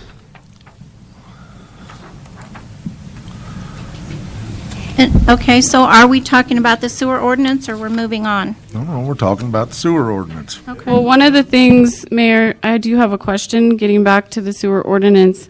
And I think somebody just mentioned it, but I had questioned, originally we had 150 feet, but then here I see 200 feet.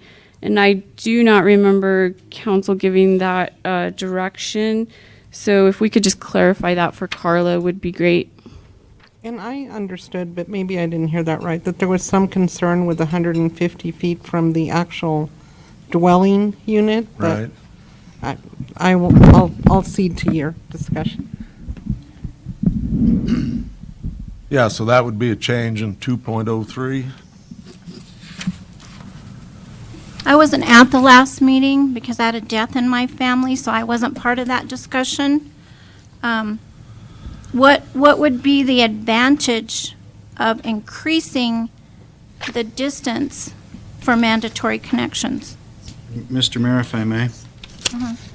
I think that on several different reads I have had of the current ordinance, that the distance designation is a little random, and the wording is a little bit vague. One of the problems and one of the issues that we heard from people discussing this at the last meeting and some of the other things that I've heard in discussion about the sewer ordinance is that that could be construed to be sort of arbitrary. What's 150 feet? 150 feet from what? 150 feet to what? The wording that you see here in front of us today actually increases the number of feet that the property must be away from an existing sewer line. However, it does define what that property distance is. It says the building, any person whose building is on a lot or land adjoining a town street. In other words, if your property is up against the public easement, Most of them are. and most of them are, then that says that you are not exempt from anything. You are in the lot, so to speak. And then it says, and which any portion of the property, in other words, if you have a 200-foot wide strip property and the property behind you, so that would include that property behind. Okay. So it takes out the randomness of, is the corner of my house 150 feet from the line or not? And do I measure that with my yardstick or yours? Okay? If the lot is adjoining, boom, 200 feet. Beyond that, okay, fine. But it defines it. The idea being that we don't be random about it. We don't have a whole lot of questions. It doesn't raise a whole lot of issues. It's pretty straightforward. The wording is very straightforward. Okay, are you directing that only to me? No, I am just saying that right now. Okay. And, you know, this wording can be in it, or it cannot be in it, or it can be changed. At this particular point in time, this is all suggestion. Mr. Mayor? Yes, ma'am. I'm sorry. Go ahead, go right ahead. The suggested proposal about the mandatory connection and a waiver with a permit or inspection record, I'd like to see some clarification to that, how you would go about getting a permit. What's the length of the waiver? Does this just happen during a sale? So I'd like a little bit more meat there.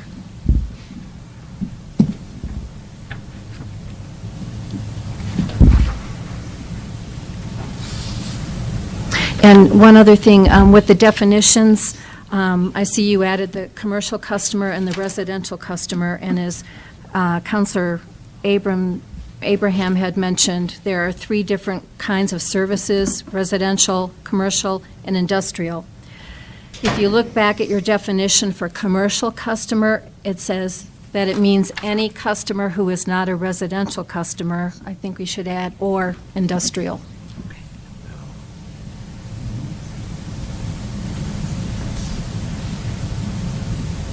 Mayor, question for Councilor Holly.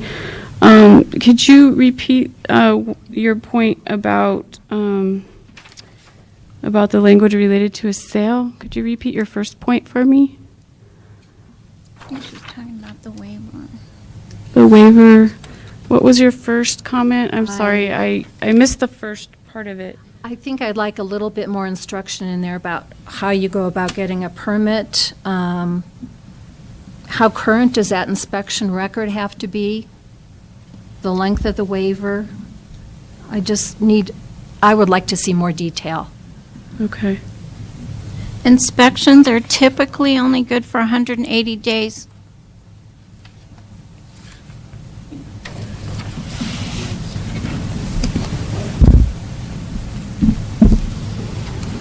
At least if you're transferring property.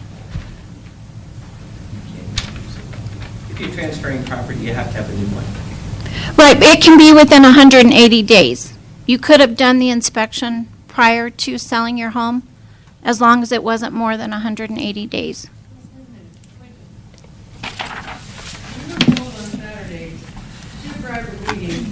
That if you were selling your home or the title was to change, you would be required to hook up to the sewer line at a cost, it seems to me to be about $4,000.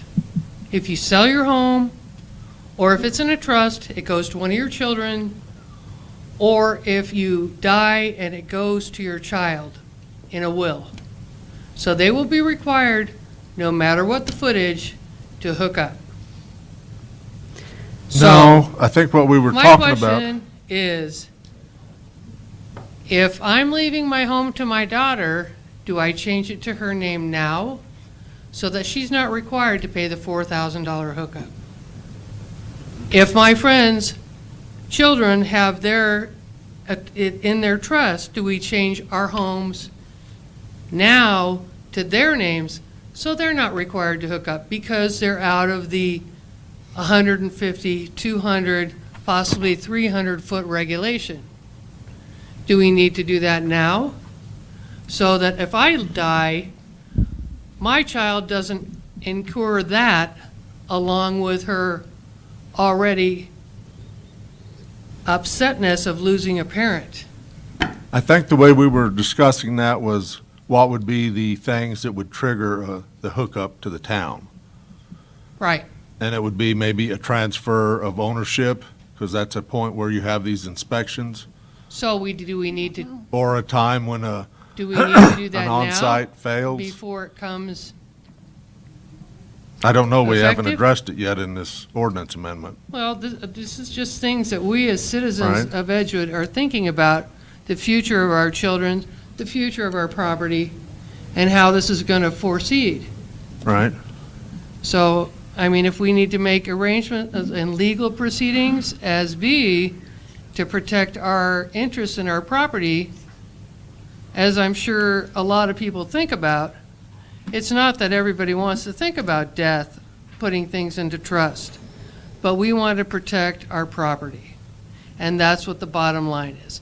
And it's not, we're willing to look at the sewer system, but we also want to protect our assets. Right, and I don't know that we've ever reached the point where we say some property can be permanently exempted from hooking up to the sewer system. So there's not a grandfather sort of rule in. Well, because everybody knows that pretty much at some point an on-site's going to fail, and at that point, that can be the time when it's triggered then to hook up to the town, because they would be stuck with the same thing of having to put in a new on-site or repairing it. That would be an opportunity maybe to hook to the town system. Possibly, but if it's going to cost $10,000 to run a line, it would be more feasibly, more economically for the owner at that point, be it a child in a trust fund, to just put in a new septic. New septics cost that much too. And it may not be an option. If you're looking for a permanent exemption from ever hooking onto the wastewater, I don't know that we have that in here. Okay, that's what I need to know. Mayor, I did have a comment to make on that point. Originally, when I got wind of this during the campaign last year, I was thinking and speaking with people and thinking that having the current residents grandfathered in would be the best case scenario. Then we all learned about the different engineering and the recommendations that have been made and the plant and the needs of the plant, et cetera, et cetera. So as a compromise, I was willing to consider that residents could come onto the system if and only if, in my mind, their system failed. And so that's where I stand, and I've made that perfectly clear now.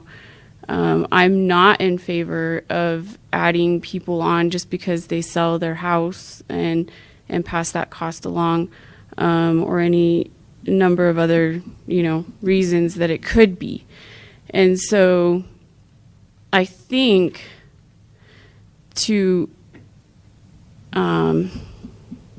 we just can't presume and be talking to residents and telling them what is going to happen without a decision on the ordinance first. So I think it's just really important, and I guess you have another meeting scheduled.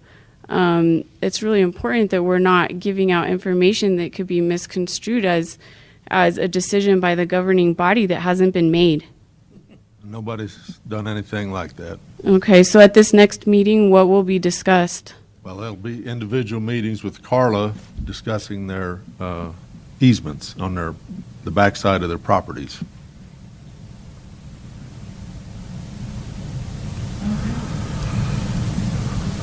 Excuse me, may I talk? Sure, come on up to the microphone.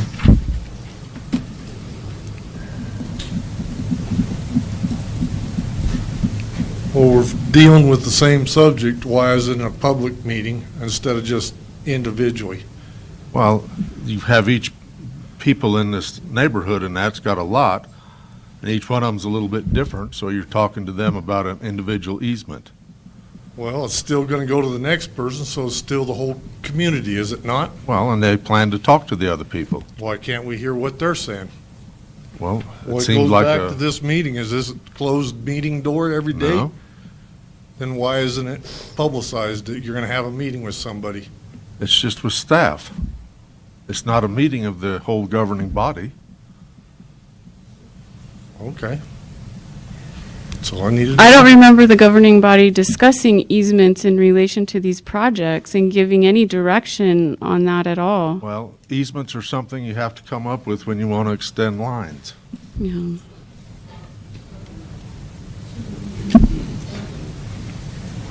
Anyway, it looks like we don't have enough in this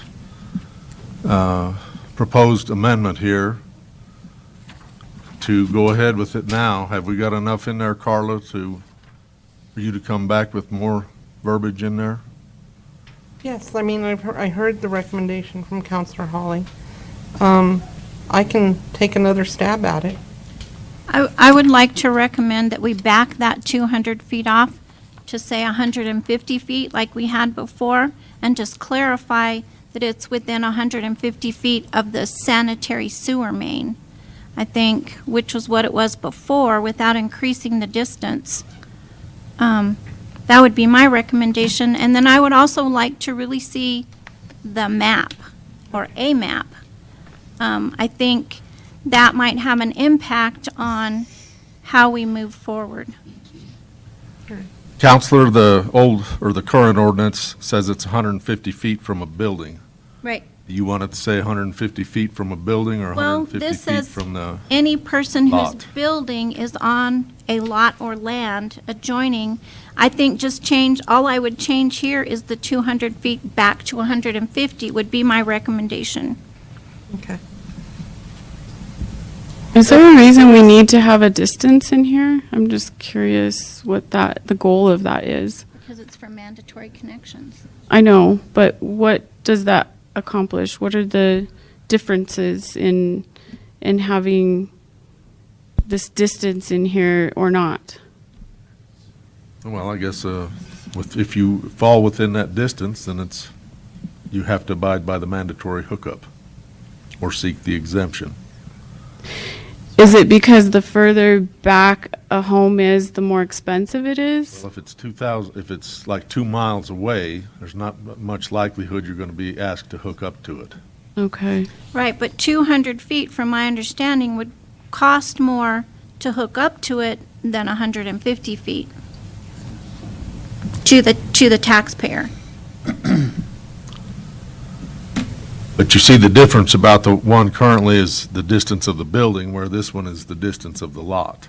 We could still clarify, this says whose building is on a lot. Right. So we could still make either the building or the lot. I think the building, because that's what's actually connecting to the sewer, makes sense, because that's how they're going to calculate their cost, is how far the building is, not how far the lot is. Well, under this new language, it would be the lot.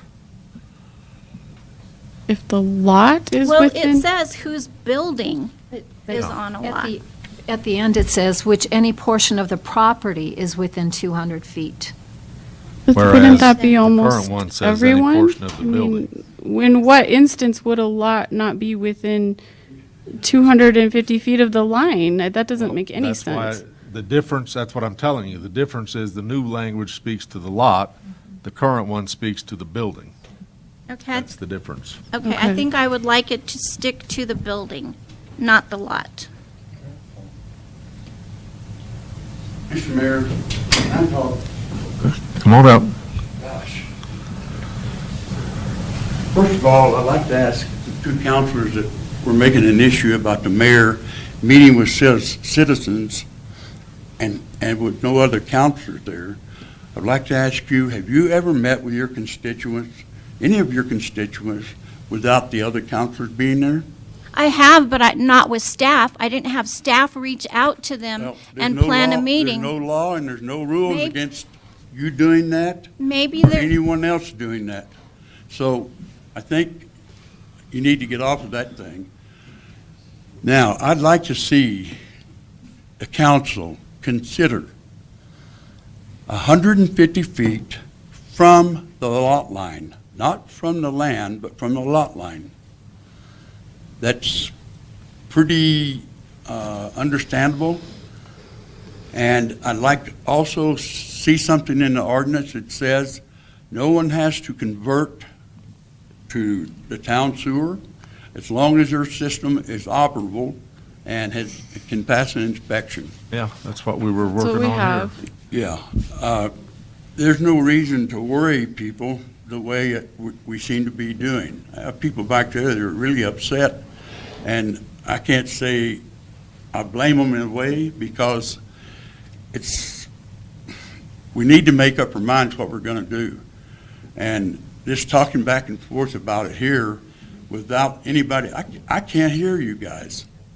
I'm sorry, I'm 79 years old. You're going to have to do something better than what you're doing. Anybody else out there having trouble hearing? There you go. So you need to fix that. I don't know how you can do it, but it needs to be done. And I wish that we could get off the pettiness and get to the nitty-gritty. That's all I have to say, but dang it, it's just agonizing to sit out here and listen to this, and it's the same thing over and over. You two counselors, Mr. Abrams, Miss Holly, can meet with anybody you want to, as long as there's not a quorum. There can be staff people there, but no quorum. No, you can't have 3 counselors. You can't have 2. You can't have 3. Thank you. Thank you. but we could have a public meeting where everyone's invited and council knows what's going on. That's all I'm asking for, is to be notified of what's going on. I feel like I'm as uninformed as half of the citizens are. Yeah, but there's a long history of having staff meet with people individually to talk about stuff. Maybe it's time to make a new policy on that. We're making lots of policies as we grow up.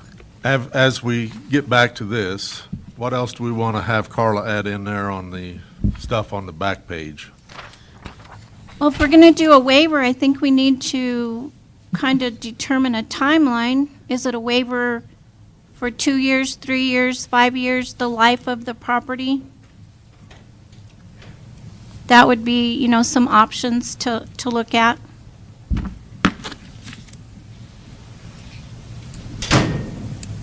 Mr. Cannon had shown me a Bernalillo County ordinance that says, you know, every property over 30 years old needs to be inspected.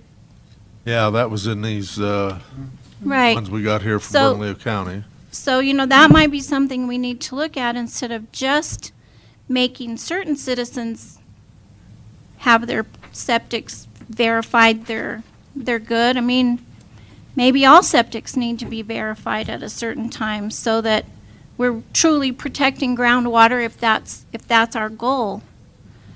It may not mean if we find out that there's 30 failed septic systems in a certain area, that may mean we change the direction of our next connection lines. Sort of like Entranosa does. Something like that, yeah. It would be, I don't know how it would work, but something like that.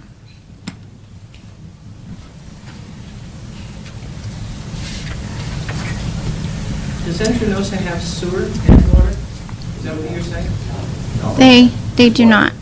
Well, they do. They collect for it, and then you hire somebody to pump it. They hire. Yeah. Mm-hmm. Absolutely. Well, if we all get them inspected, it's only good for, what, 180 days? Do we have to keep inspecting until this moves on?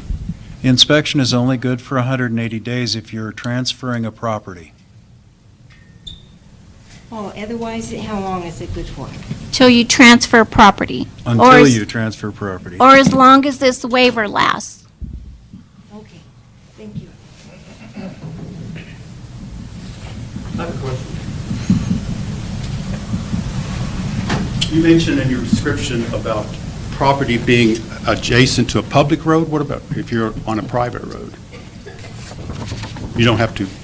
No, Did it's you read- not to the public road, it's to the, I thought that's what you read. That's what it says here. It says public easement, which could be. Public easement. Private roads are not Utility. public easements, so Right, but there's Doesn't- utilities on them. it's still a private road. Yeah. So we would not be required to hook up? Unless you want to put a sewer system or a connection line up your private road. I mean, there are people that may want to do that. Well, I think that was part of the discussion on Saturday. I wasn't there, but I heard about it. They were planning on doing just that, putting a line on a private road. Is that? well, doable? Is adjoining a town street. it- Pardon? It says adjoining a town street. If the private road is adjoining the town street or? No, the private road's a town street. Well, it would have to be a dedicated road. Well, but, Otherwise, we wouldn't be putting a sewer system in. but you can have the private streets, but they're still streets, public streets. It's a public it's a private road, public thoroughfare is Right. allowed. It's not maintained by the city, Right. so there's got to be a difference between a public street like Church and a private road like Ridgewood. Right. Can you still run the sewer line along Ridgewood? Yeah. Even though it's a private road? Yeah. But not according to that ordinance. The way it reads, the property adjoining a public street. It says Is a our town public- street or a public easement is what it says right now. It says or easement? Mm-hmm. Mhm. Oh, okay. Well, there is an easement there because there's electric lines. Is that what Right. and gas? Okay. The other thing, I want to, in defense of two counselors, I think it is pertinent that they know because it involves a major system, a major development, putting a sewer line, a long one, in a major neighborhood in Edgewood. And I think it's perfectly natural that they should know. Okay. So I applaud you for bringing that up. That's all. Thank you. Street or public Public street. or right of way in which a sewer system exists. Well, yeah, because none of this matters if we're not putting the sewer system in. True. And that's, I mean, that's They kind of can't hear you, Sherry. That's kind of what brought this to the forefront is, you know, it only matters if we're putting a sewer in your road. You know, if we're not putting a line like, you know, way out there north of town, you know, this is never going to impact you. However, if you live in this area here, it's going to impact you either now or soon. What if you have a private road and you're in this area, though? Then you're off the hook. Well, we had two differing opinions. The mayor said yes. Councilor Abrams kind of said no. Well, that would be a good thing to clarify, because that could get rid of a lot of discussion. I'll leave now if you just tell me private roads are exempt. That's where the map would come in handy. We would like your input, so I'm not going to say a thing. How about the 3 classes of building sewer service connections? Any issues there? No. No, not at this time. No, I think those definitions will work. And then down there below where we got licensed plumber or licensed contractor? Well, I don't know. It may, you don't want to have a road contractor doing it. I mean, you want it to be a Well, licensed, like, yeah. septic contractor or something like that. I think that needs maybe a little clarification. I do have a technical question. A constituent brought up to me about gravity flow. I guess if there's not from their home to the connection gravity flow, then that becomes a problem, and I don't know. Yeah, so how does that impact them? Would they really need to have a lift station? And that would be very expensive. Maybe people who don't have that gravity could be exempt. But then you're cherry picking who can, who can't on stuff like that. If they had a sewer fail on them and they had to put it in, Mhm. the cost could be comparable to putting in the pump and going into the town system. Mm-hmm. Mayor, council, that part's actually in the current ordinance where it states, I mean, essentially an exemption from an engineer, and it gives that specific example where gravity flow is not available. Then they would be exempt. Then they would be exempt. It currently says that. Okay, thank you. Thank you. Just to be clear, this ordinance that you're all referring to is already there, is something I can get on that website in its entirety and up to date with the red line changes and all that. Not with the red line. No, the red line changes are, you would need to, if It's you in the download packet. the packet, it's in there. And so if you go to, I think it's under governing body, and then agendas and minutes and packets, and then for the meeting tonight, then you'll be able to see what we have here.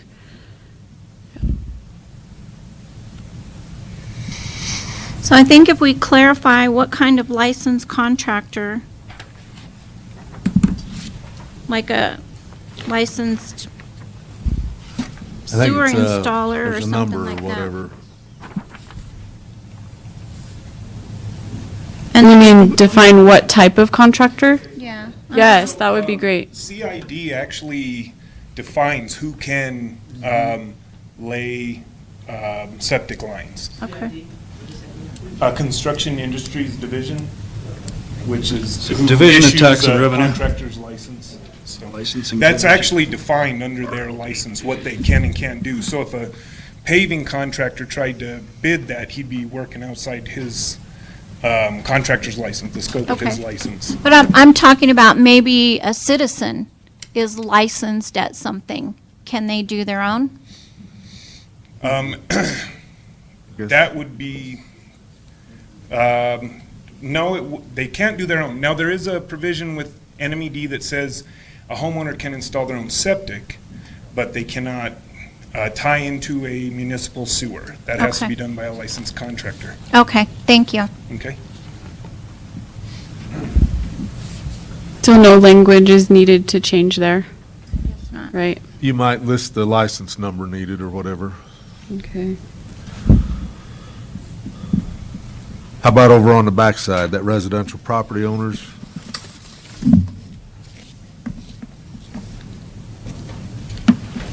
First paragraph, pretty good.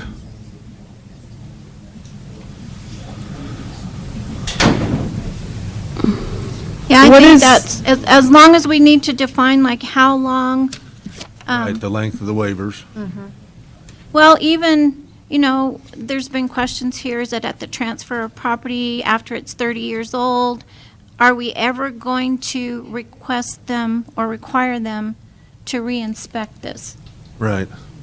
I think that might be some good language to have in there, like every 5 years, every 10 years, Right. anything over 100 years old, or, you know, whatever. Might, you know, that's the only change I can see there. Also, in that paragraph, I guess I would want to know what, we know what operational is, we know what already in place is, but then it says provides adequate wastewater treatment. So what is adequate?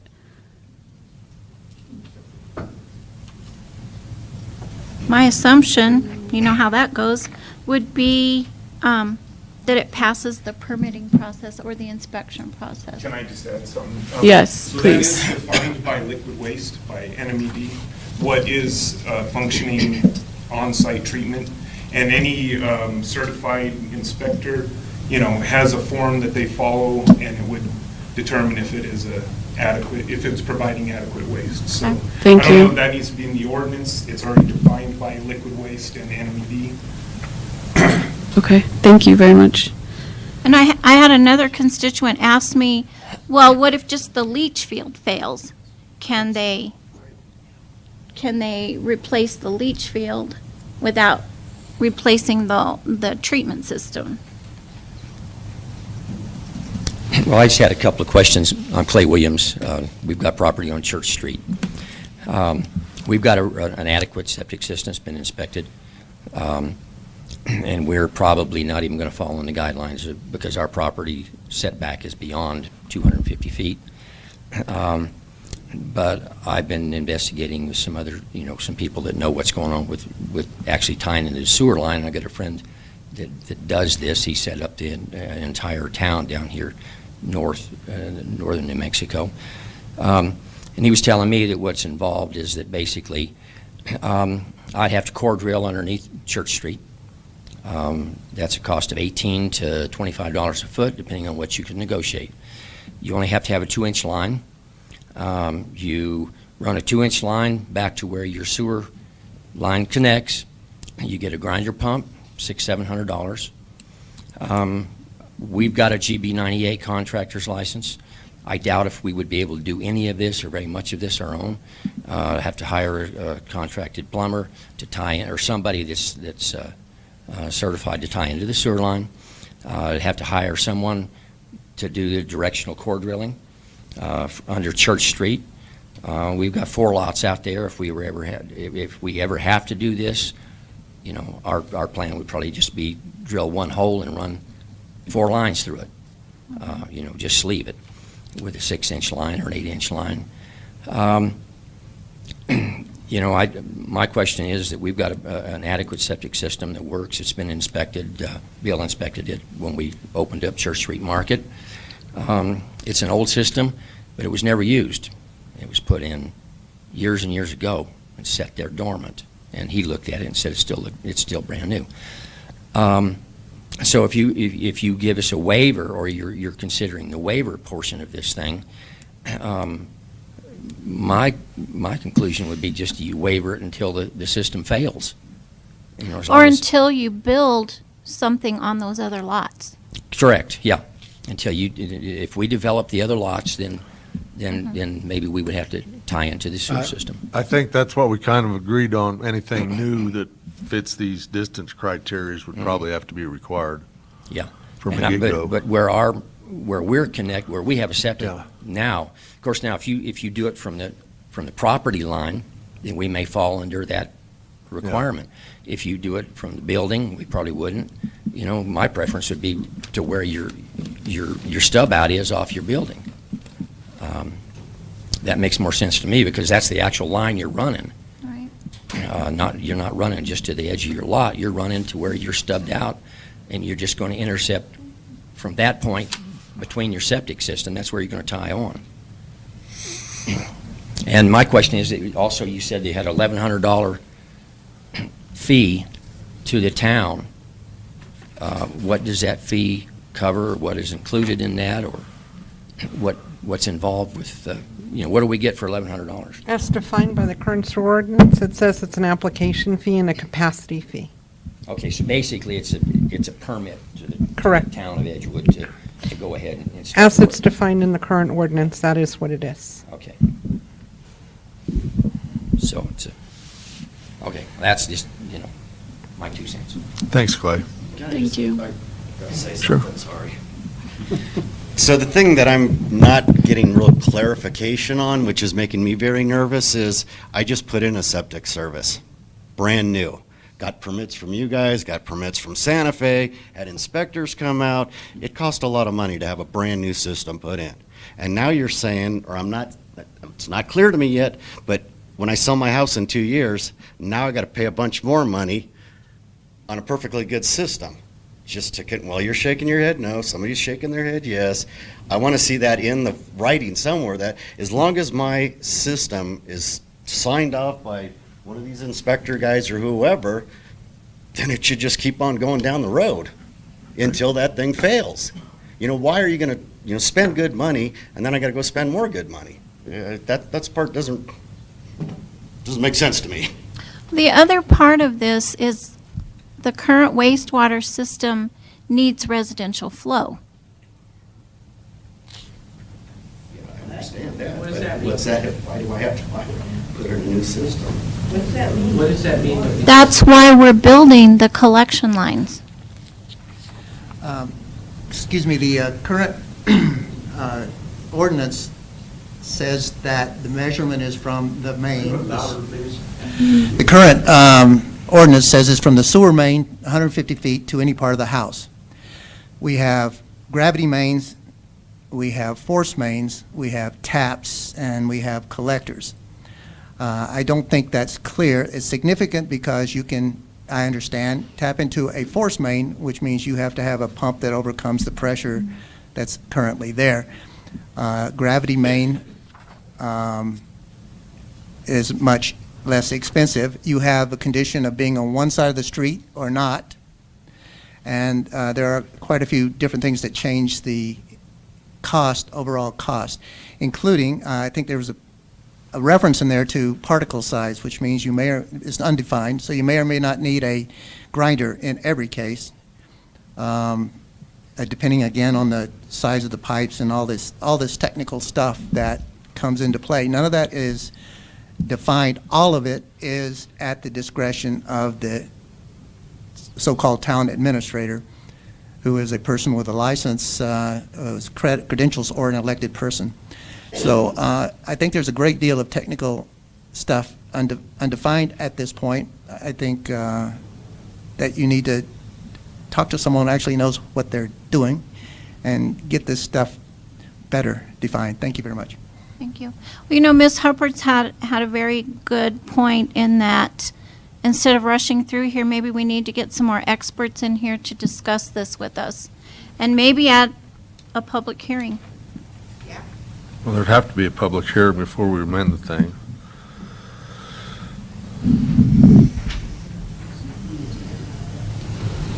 I just wanted to clarify for the gentleman's question a second ago that I'm not hearing that the governing body is in favor of mandating connection upon sale of a home, okay?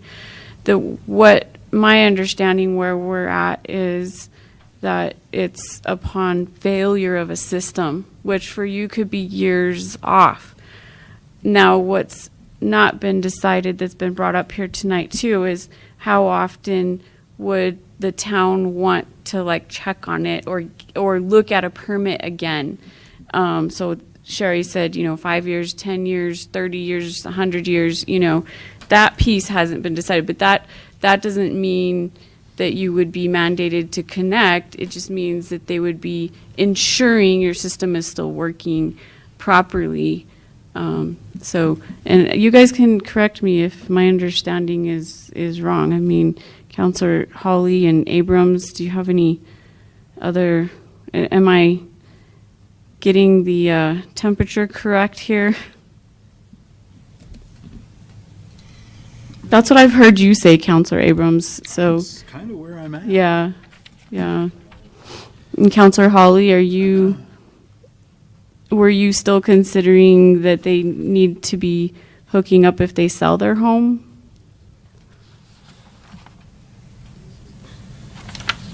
I'm still thinking about it. Thinking about it, yeah, that's valid, that's fine. How did you get through phase one without all this stuff being decided? You said there was a phase one, right? There was actually, What was that about? Just any old thing? the sewer lines, I think, started going in probably before the sewer ordinance was even done, correct? The sewer ordinance is after the fact. Yeah. The sewer system has been in place and operational since about 2008. The sewer ordinance was not actually defined at that time. The number of connections was extremely limited. And at that particular point in time, I think was only commercial. There is still only commercial currently. But as the sewer system is built out, it will extend into residential areas. For the commercial customers, were there guidelines? Because, say, Walmart or AutoZone, two entirely different universes. There were, yes, but the original guidelines, the original ordinance had some inadequacies, and we tried to address those as best we could. It was reviewed over, gosh, I think it was 3 years. We amended it to 17-16, so just Yeah, about well, 3 years. it's about 3 years worth of talking about it and public meetings and noticed public hearings.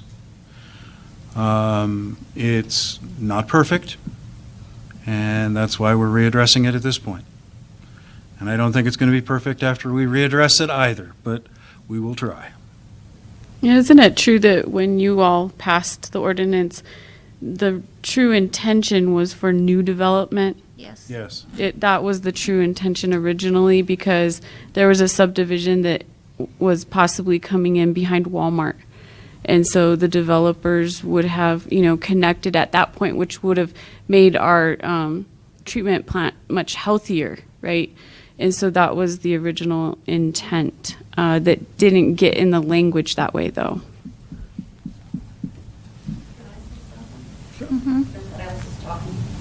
Absolutely. Sure. I'm going to recommend that this council meet on a Saturday and have a workshop on this, because this is taking, as we see, all the people talking, we haven't even come close to touching what's on the agenda. And I'm waiting here because I'm interested in some of the other things here. So I'm going to suggest that the future discussions on sewer, because they go on and on and on, and everybody's going to have an opinion, that you meet on a Saturday and have a good workshop. You get some experts here, and because opinions don't mean anything, because there's no facts being put out here. We need, I think Mike here put out some facts. And I did have a side conversation with him. Some people possibly, if plumber agreed to it, could do some of their own piping and the plumber could sign off on it. So there's cheaper ways to get this done than $20,000 and the outrageous things that we hear online. So I'm just going to ask you to consider that so we can get on with the business. I have to work tomorrow and I want to be here for some of these other things. Understood. So council, I think we've got enough here to give Carla to make some more changes to the proposal. Shall we move on?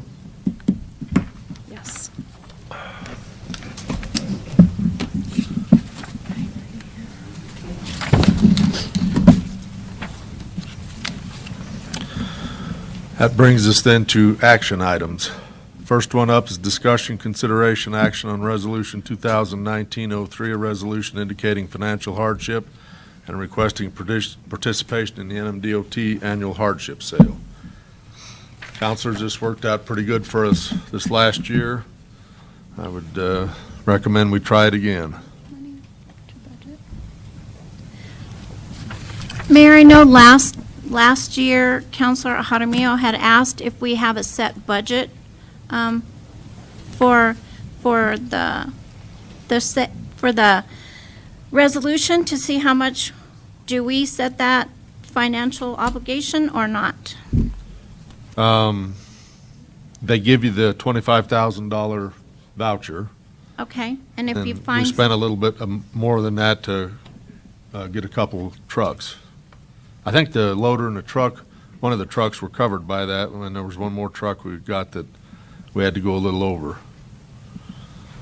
So do we need to set a budget of like 20,000 above that or not? Mr. Torres, what would you do on that? Mayor, council, I mean, when we get to the budget for next fiscal year, if you want to set a specific amount for this, we can. To add to this? Yeah. Okay. I mean, this resolution is just for us to apply for the hardship sale. Right. But when the hardship sale actually comes to play, that'll be next fiscal year. So if you guys wish to include more money for this, you can always do so. The way it stands right now, no additional money is put toward this? Correct. Well, even if we were to say in this meeting now, we want to put an additional 20,000 for it, we would still have to actually put that in next year's budget. Right. But yeah, this is just for the application for the hardship sale, which has the $25,000 from the state. And so without that additional money, to answer Sherry's question, I think you can use what's budgeted for that line. I mean, for equipment or whatever, if you do have budget, then you can use that. Correct. Yeah. It sounds like, Mr. Mayor, if I may, I'd make a motion to apply for the 2019, or I guess it would be 2020, hardship consideration, and... Now, the sale will be here in 2019. It will be in 2019. Yeah, see Okay. if they're in the... So I would ask that we approve Resolution 2019-03, a resolution indicating financial hardship and requesting participation in the NMDOT annual hardship sale. I'll second. Can Go I ahead. just ask for a friendly amendment? The third whereas says 2018. I think it should be Oh, yeah. Should be updated to fixed. 2019.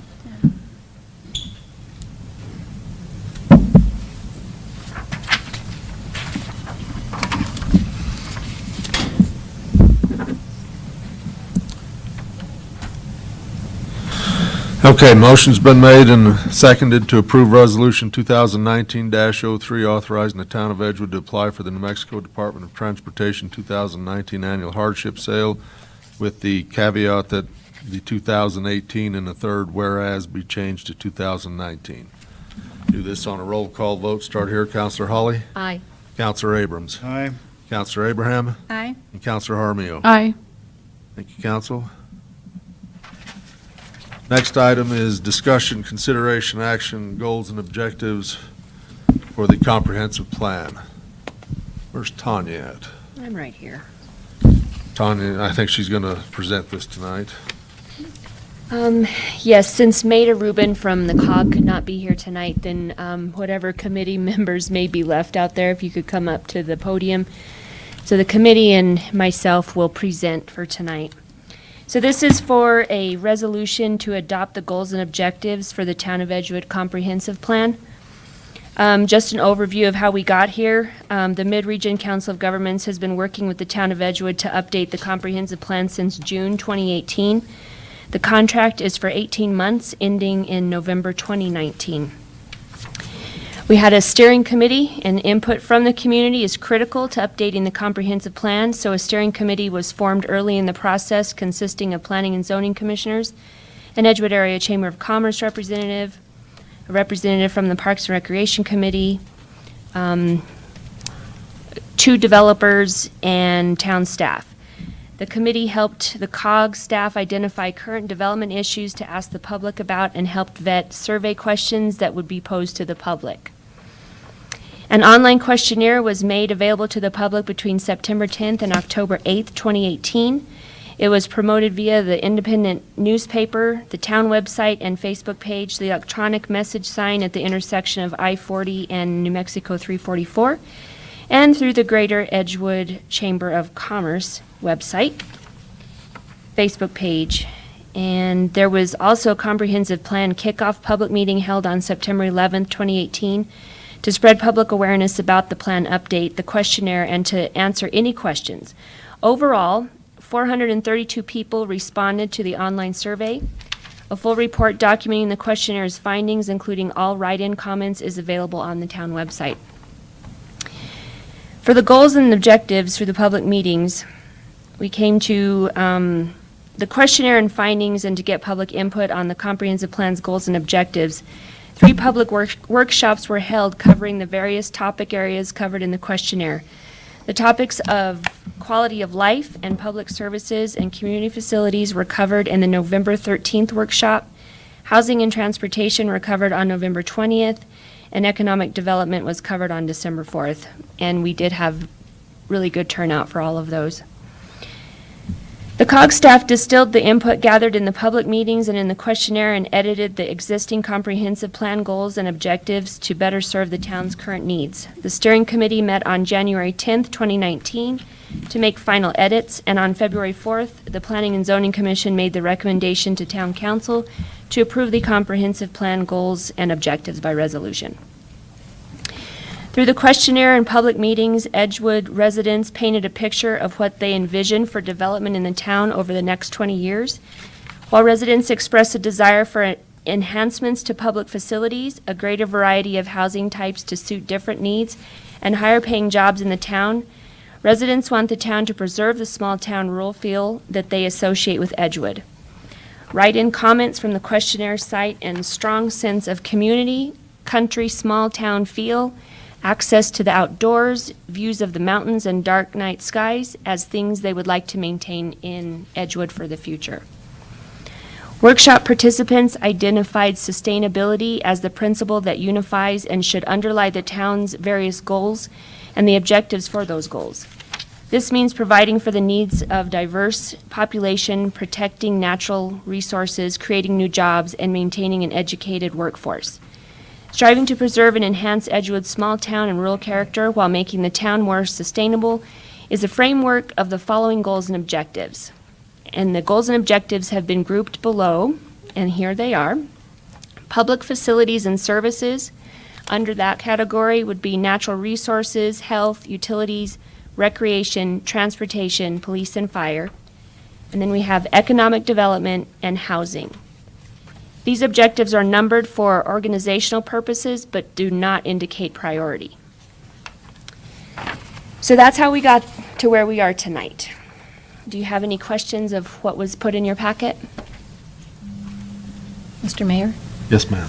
I would just like to say this is a beautiful product. I attended 2 of the 3 meetings that you had, and Mr. Cog did a great job facilitating with the help of the commissioners, and you did get great public input. And I just think what you've put together here for us to approve really was a fine work product. And I think you kind of laid out the path for how we should be working up here as a governing body. So thank you to P&Z for all your hard work, because I know you put in a lot of hours. It wasn't just on your regular meeting night. Thank you.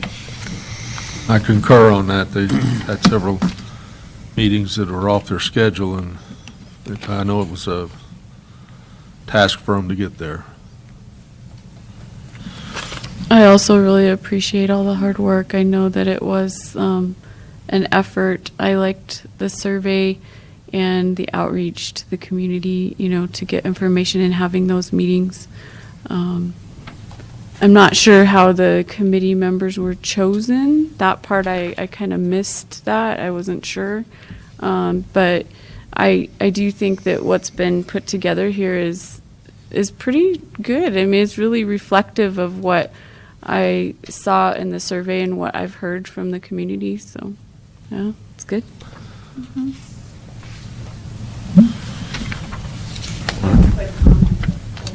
Go ahead.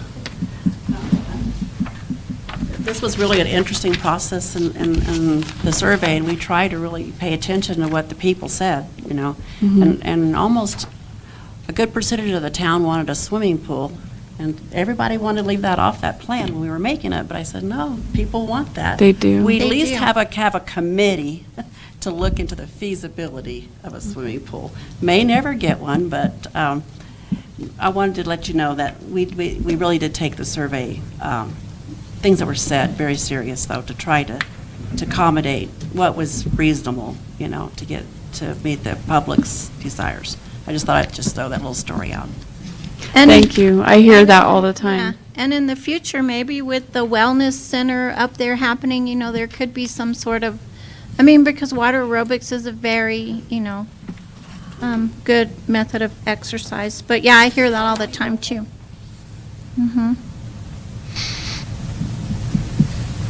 I like the Counsel? idea of, that you have down here about some local programs to improve workforce skills and, you know, adult education. I think that's very important to be addressed in our community. So thank you for that portion of it.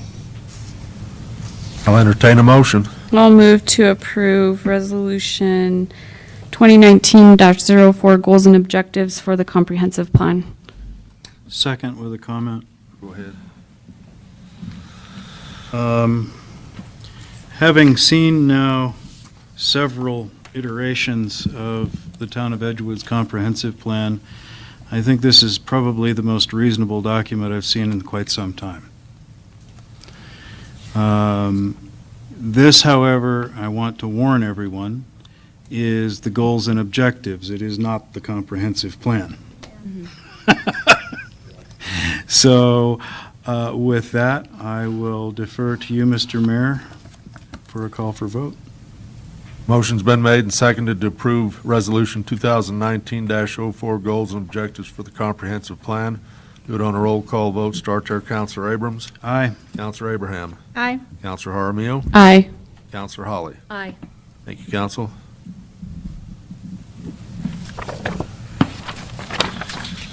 And the next item, discussion, consideration, action on adoption of the road paving priority list for the town of Edgewood. Council, this is an update of an existing, report, I guess, recommendation report. Goes back to the Resolution 2012-01 from 2012. And basically, some of the roads got done from that original plan, and they've now updated it to include some other newer roads. Some of the roads from the original one are still on here. They're set out with their pros and cons. What do we got? About 7 of them here. And they include their list of publicly owned and maintained roads. Mr. Mayor, I have a question about church. What is the status of the church road paving project? It's in design right now, and I guess when the design and the easements and stuff like that are worked out. Well, and it was number 4 on the ICIP, Right. and we did ask for capital outlay funding for it. So we had basically a shovel-ready project.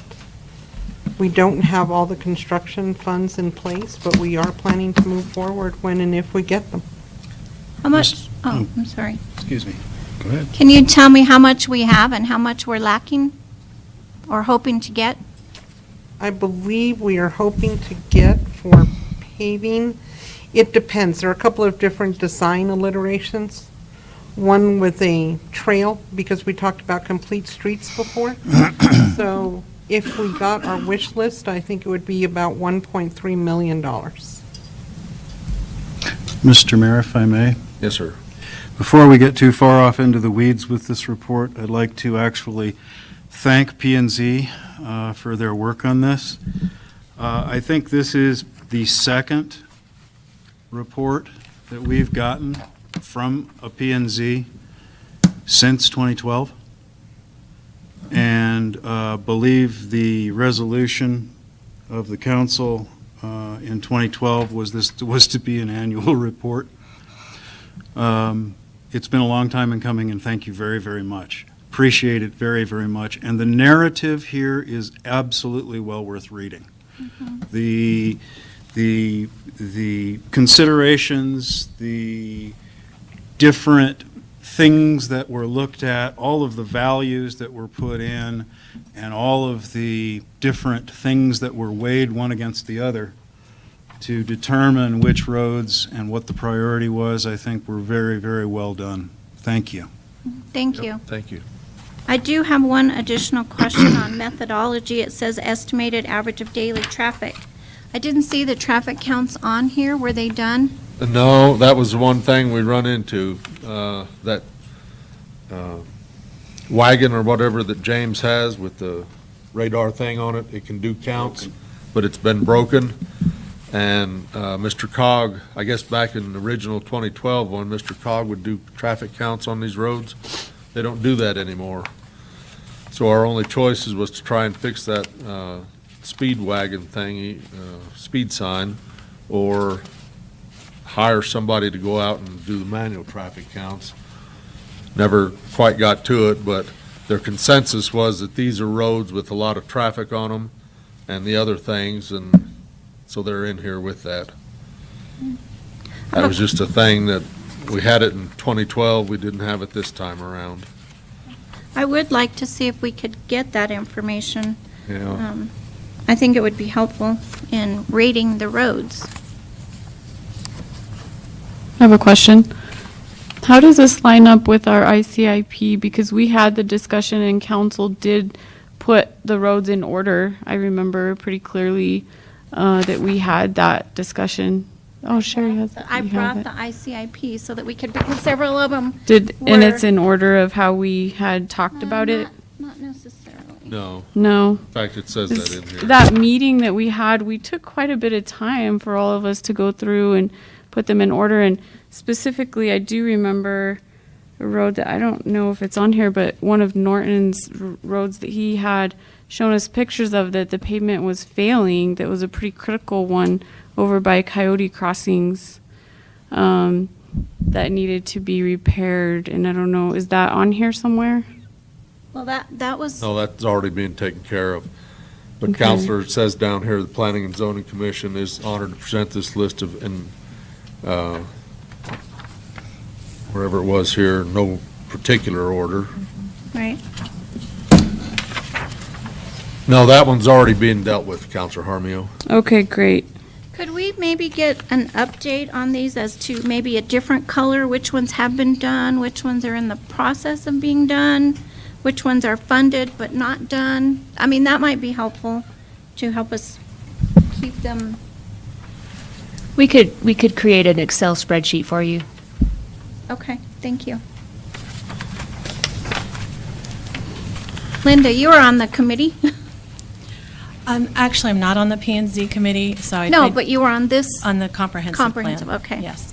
I just wanted to point out from the chamber perspective, to take, we'd like to say, please take into consider roads when you're considering paving and upgrading that might contribute to economic development as well in the process, because that serves the community in multiple ways. So that tends to be the feeder roads that bring everybody to 344 or 66, but just wanted to throw that out there for your consideration. Thank you. Council, I'll entertain a motion on this one. Mr. Mayor, I move that we adopt the road paving priority list for the town of Edgewood. I'll second.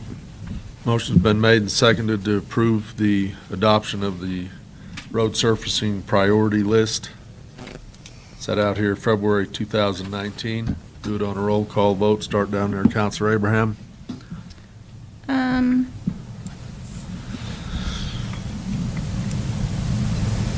I have a few more questions that I think need to be answered before we accept these as the roads we're going to do next.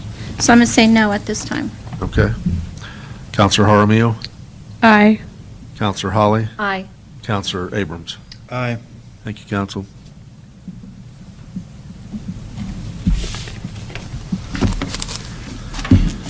Discussion, consideration, action adopting the Town of Edgewood's technology policy. Jesus, I think you're up.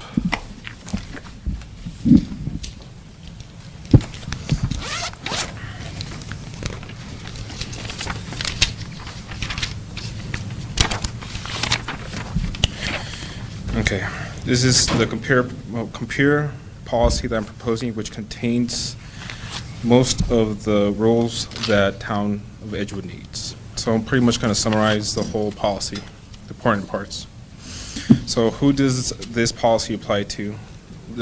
So anyone who uses town's technology resources. So includes employees, temporary employees, contractors, officers, vendors, and all others. Computing services. This pretty much explains what the town defines as a computing service. This is such as physical, hardware, network, and digital assets. Rights and responsibilities. The use of the town Edgewood computing services is a privilege. Users who have not been granted this privilege must use the service in an appropriate and ethical and lawful manner. To ensure the integrity of the network, here are some rules. IT oversees all networking, for example, TCP/IP of computer systems. Network users may not infiltrate, damage, or modify the network system. Connecting separate networks via computer, which acts like a gateway or router, or utilizing an actual router is not permitted. Users that do not follow this policy is in jeopardy of being disconnected from the Edgewood's network. Server room and equipment for room security. This pretty much defines who has access to the security for these rooms. For example, doors to the server room and IT equipment rooms should be fireproof and secure with deadbolt type locks, and that can be easily picked. Server IT equipment servers rooms should also have cameras, and inventory. All inventory should be inventory of all equipment. User responsibilities. Users are responsible for all activities using computing services and must follow the rules created by this policy. For copyright and software licenses, users of the town of Edgewood computing resources must comply with copyright law and the terms of license agreements. This includes software licenses before accessing or using copyrighted material on the internet. Users who violate copyright law or license terms may be denied access to Towns of Edgewood's computing resources and be subject to other sanctions and disciplinary actions. Computer security.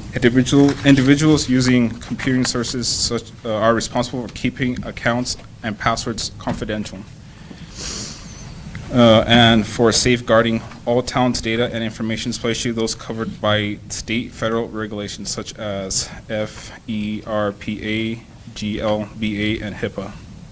What do those mean? What do those mean? Mm-hmm. Those are just organizations for... FERPA is the... Freedom of Information, no? No, it's the Federal Education Protection Act. Any information on minors or minors' educational progress or any kind of personal information regarding the minor's parents is federally protected information. HIPAA is the medical information protection. That was the only one I knew. And there are several others that are, we must abide by as a governmental organization. Okay. Any additional ones or just these? There are several additional ones, but Wouldn't apply to us? Wouldn't apply to us? no. And Okay. any other applicable. And any other applicable. So, Oh, okay. State. and there are state records retention policies. There's a whole host of stuff. It's lots of fun. Okay, computer account and passwords. A password is a security measure designed to prevent authorized persons from these passwords should not be shared. It cannot include your first name, middle name, or your last name. You cannot reuse previously used passwords. Must be a minimum of 8 characters to a maximum of 20 characters. Passwords cannot passwords cannot repeat a character more than twice in a row.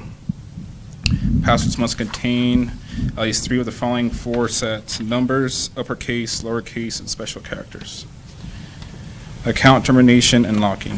When an individual leaves the town of Edgewood, his or her account must be locked as soon as possible. If misuse or theft is detected or suspended, accounts will be locked. Physical security. Everyone is responsible for proper use and protection of computer resources. Examples of protection measures include locking areas after business hours, taking special precautions for high-value portable equipment, locking up documents and computing resources when not in use. For computer viruses and antivirus software, all towns of Edgewood departments through towns of system administration will be shall ensure antivirus software is installed on towns of Edgewood computing resources. So I'll pretty much keep software up to date.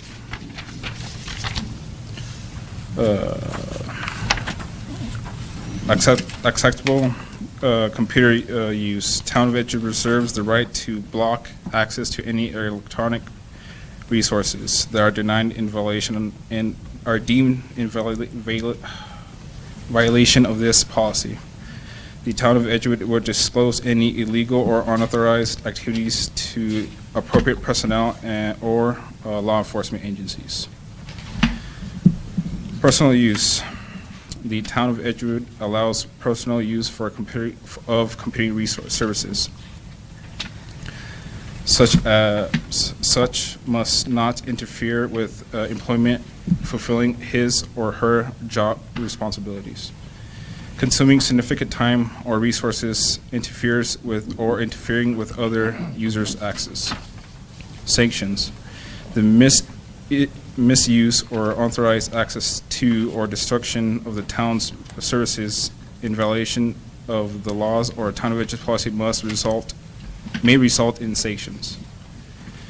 So for backup and recovery procedures, backup and recovery methods are essential to protect and to data protection and security. Any loss of data due to file corruption, viruses, security, or human error, and loss of time and money. Furthermore, loss of data can be severely impact the success of a project. So to backup servers, backup servers will be performed weekly, and the last backup of every month will be considered the monthly backup and kept for a year before recycling. So backups will be automated using a program. What else? If loss of data is discovered, evaluation and investigation by the IT, will be me, will be dispatched immediately. In most cases, loss of data is related to file corruption, viruses, security, or human error. Once the problem has been determined, the loss of data is minimized. IT staff should proceed to restore the data from my backup media. Once loss is discovered,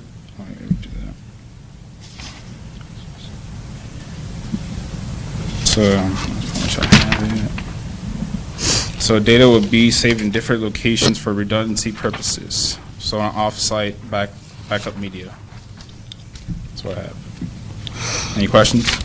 I have one question. The discussion that came up last time was about our email addresses and archiving them.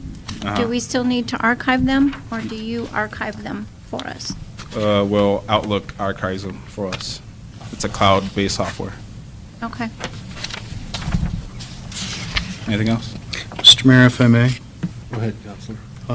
Jesus, you are talking about password creation and sort of the setups in here. I would ask you if you would please read the 2019 NIST statement for network security, in particular the password part of that federal document. Okay. This is an old standard. Okay. A very old standard, and creates password complexities that people have a very difficult time with. The new standard is quite different. It still does provide that passwords need to be changed on a regular basis and that their composition be complex.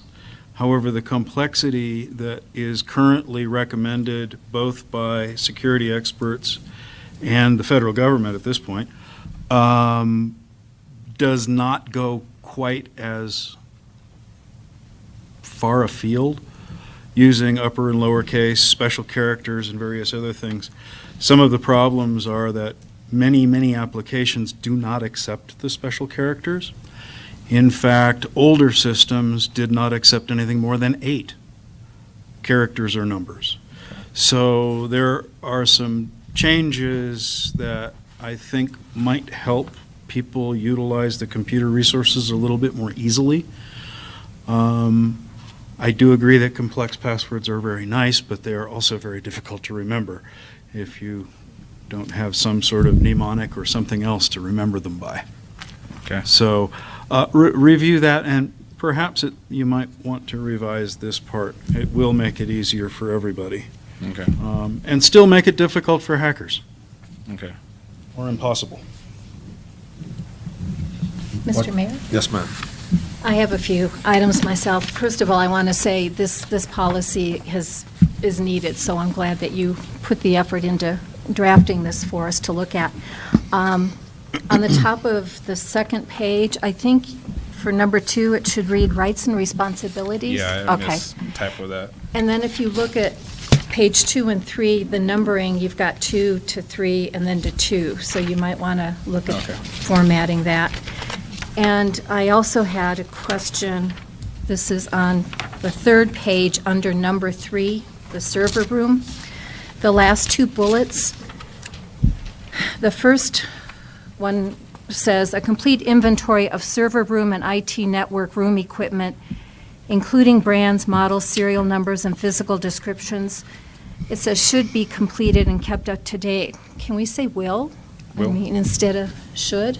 Okay. I think that's something that, it shouldn't be a suggestion. Mayor, Council, if I may, for that one, Mm-hmm. why don't we just put an annual complete inventory shall be? Okay. That works.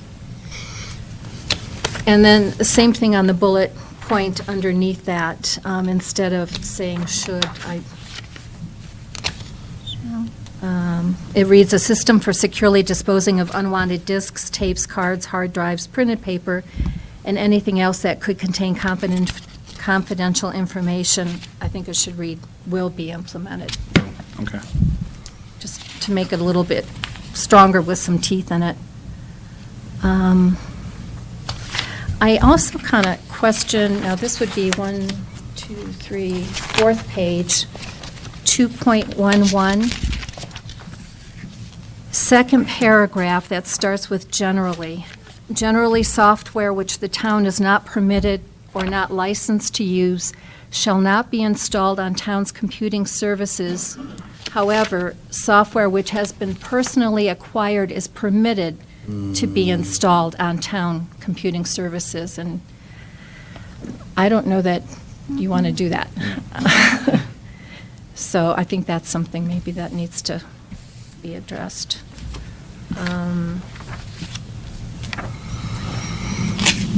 The next page, 2.1.2, computer security.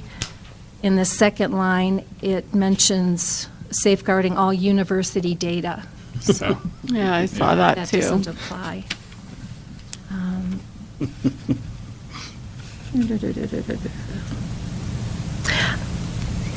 I know this might be getting picky, but the same section, second paragraph at the very end, it says, "When in doubt, individuals should contact the system administrator." And I looked on our org chart, and I don't think anybody's got the title system administrator. Your IT administrators? Yeah, so maybe just update it with your title. I think there was...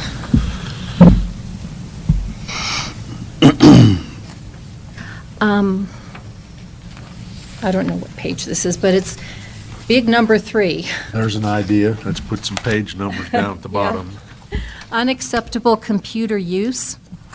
The second sentence in that paragraph starts, "The town reserves the right to sanction a user pursuant." And it ends there. So that needs some work. Yep. The next page, where we've got the bullet points under users shall not use computing services. 1, 2, 3. The fourth bullet down says, users shall not use computing services to possess or distribute obscene or pornographic material unrelated to the town's instruction, research, or business needs. And then students are excluded from this provision. And Well, like I don't understand.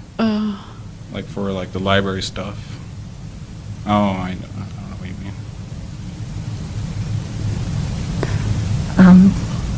Can you explain that to me, why they'd be? Well, it's not for like a pornographic, like, well, like for like health stuff, you know what I mean? Like, Because the way I read it, I it's... know. Okay, so... I'll work on it. Okay, okay, thank you.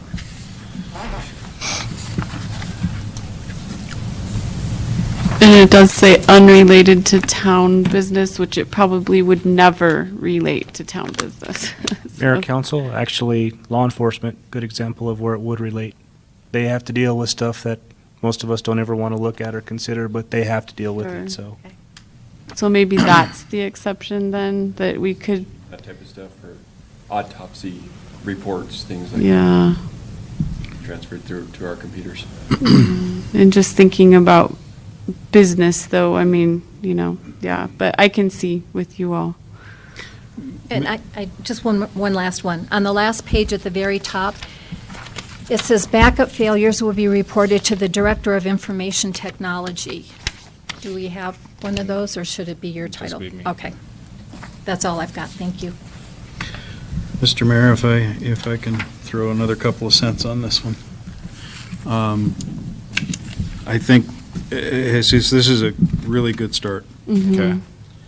I think this document is too broad and should be broken up into 3 documents. 3 documents? One is an acceptable use policy that applies to everyone. And I'm talking staff, the council, the mayor, the police department, library users, the public, anybody using computing facilities should have an acceptable use policy that very clearly defines exactly where the limits are and who can and who can't do what and what's going to happen to them if they do. Okay. The second piece of this is a basic operations policy that states this is the kind of thing that we will do annually. We will review this. We will secure this type of information. We will provide this kind of security, and this is the responsibility of IT, the responsibility of users, and et cetera. And then the third piece is disaster recovery.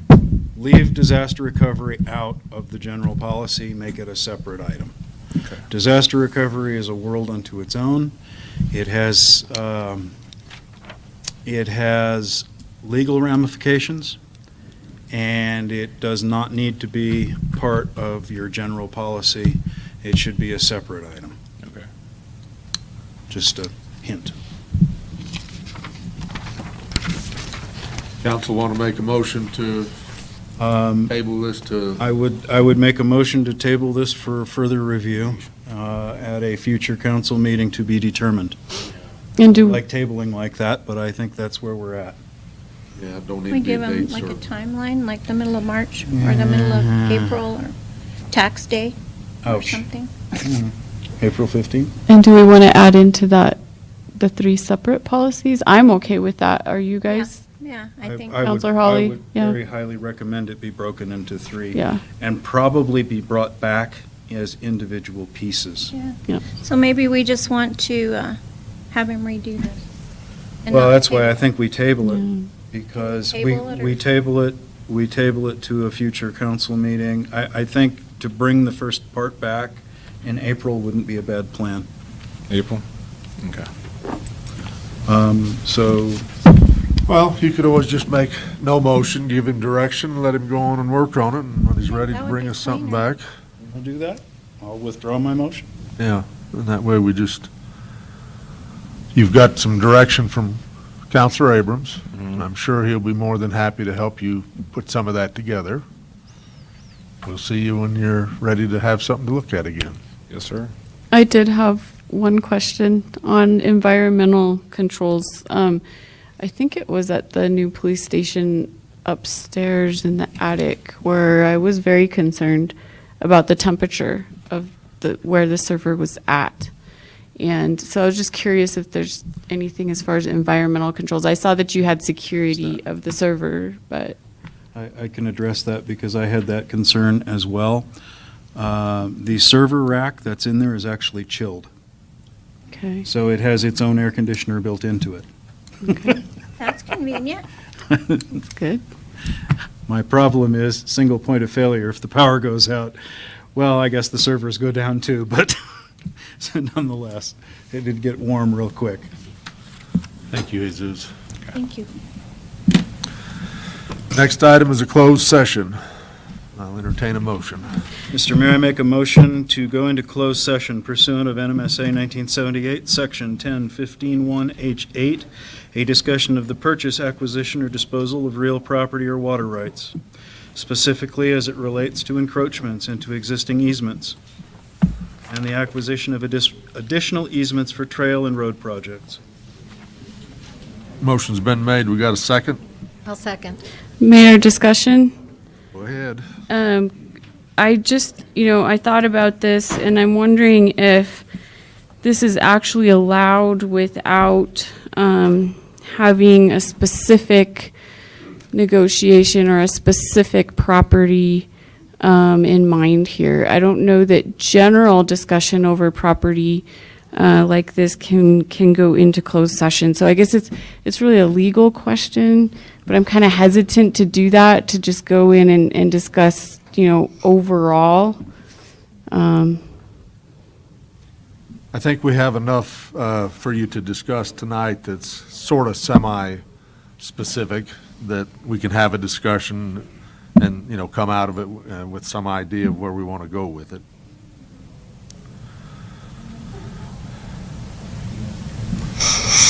So, got a motion and a second? Discussion for me, I Go ahead. had emailed you about my concern about going in there and taking consensus and then coming out and saying that no decisions were made, so. Understood. I just want that on the record. Right. Let's do a roll call vote. Start here, Counselor Hawley. Aye. Counselor Abrams. Aye. Counselor Abraham. Aye. Counselor Jaramillo. Nay. We're in closed session. Go to the restroom.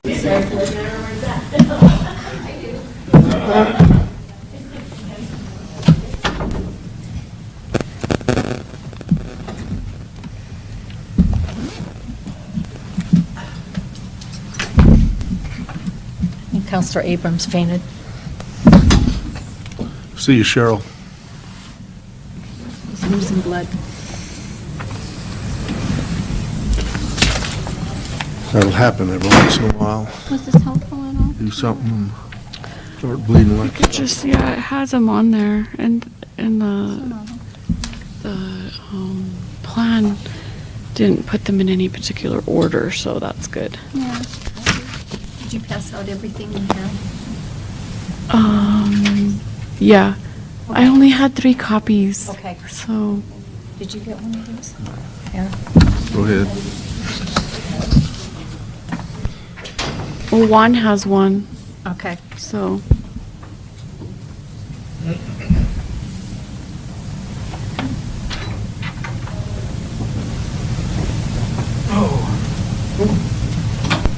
I'm slow. Back. Back. Let's go back into open session. I'll accept a motion. Oh, Mr. Mayor, I make a motion, we come back into open session. Got a Having- second? We can do the affirmation We'll do the afterwards. affirmation after, I guess. I'll second. Motion's been made and second to come back into open session. Do a roll call vote. Start here. Counselor Holly? Aye. Counselor Abrams? Aye. Counselor Abraham? Aye. Counselor Harmiel? Aye. Back in open session. Now we'll do the affirmations. Mr. Mayor, I'd like to affirm that in closed session pursuant of NMSA 1978, Section 1015H8, the discussion of the purchase, acquisition, or disposal of real property or water rights was discussed, and no decisions were made in closed session.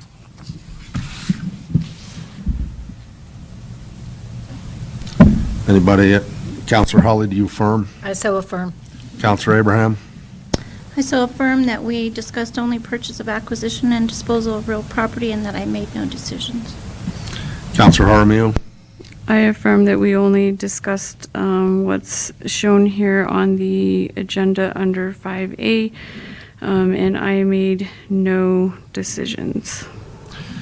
And I affirm that the only thing we discussed in there was what was listed here on NMSA 1978 under VA 1015-1H8, and no decisions were made.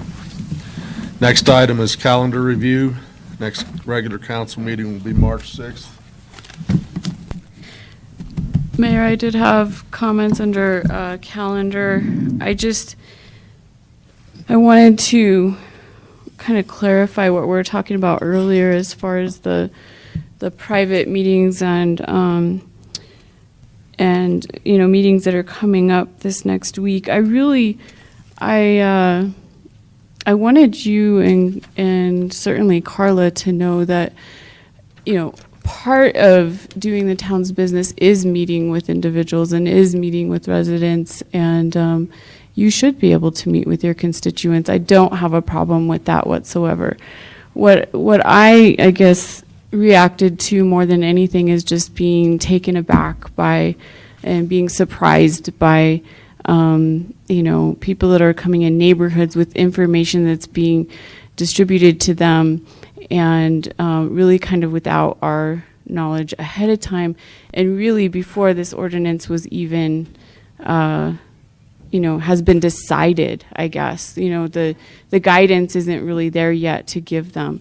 And so I've mentioned in the past about improving communication and how that builds trust. And I just wanted to give you kind of an example of with the school district, the superintendents were always very conscientious to keep the governing body, the Board of Education, in the loop, I guess is what I would say.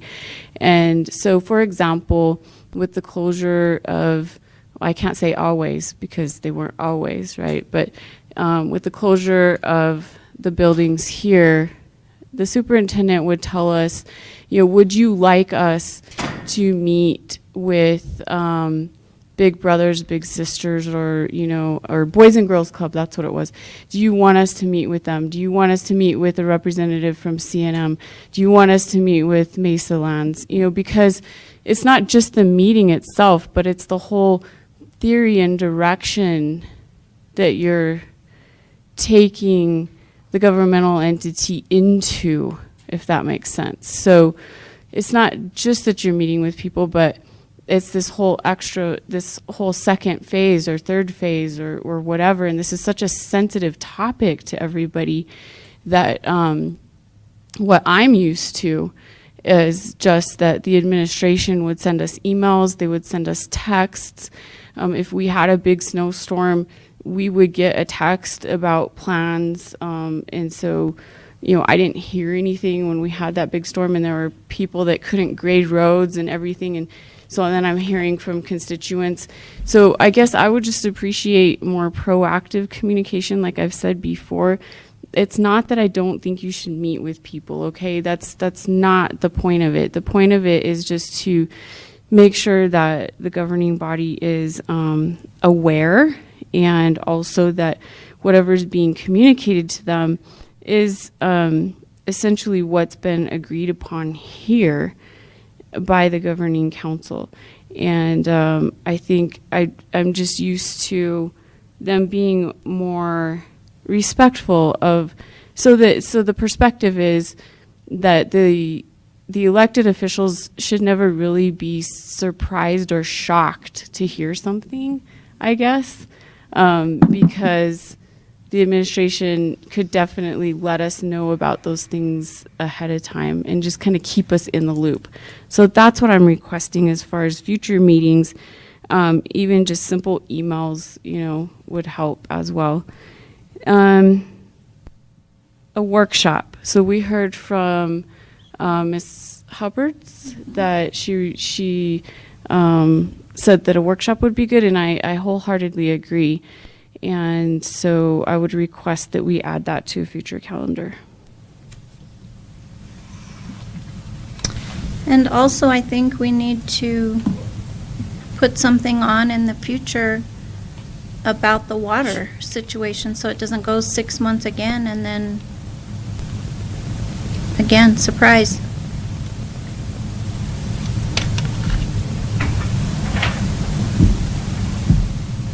I'll entertain the motion to adjourn. I make a motion, we adjourn. Second. Motion's been made and seconded. All in favor, say aye. Aye. All opposed? Thank you, council.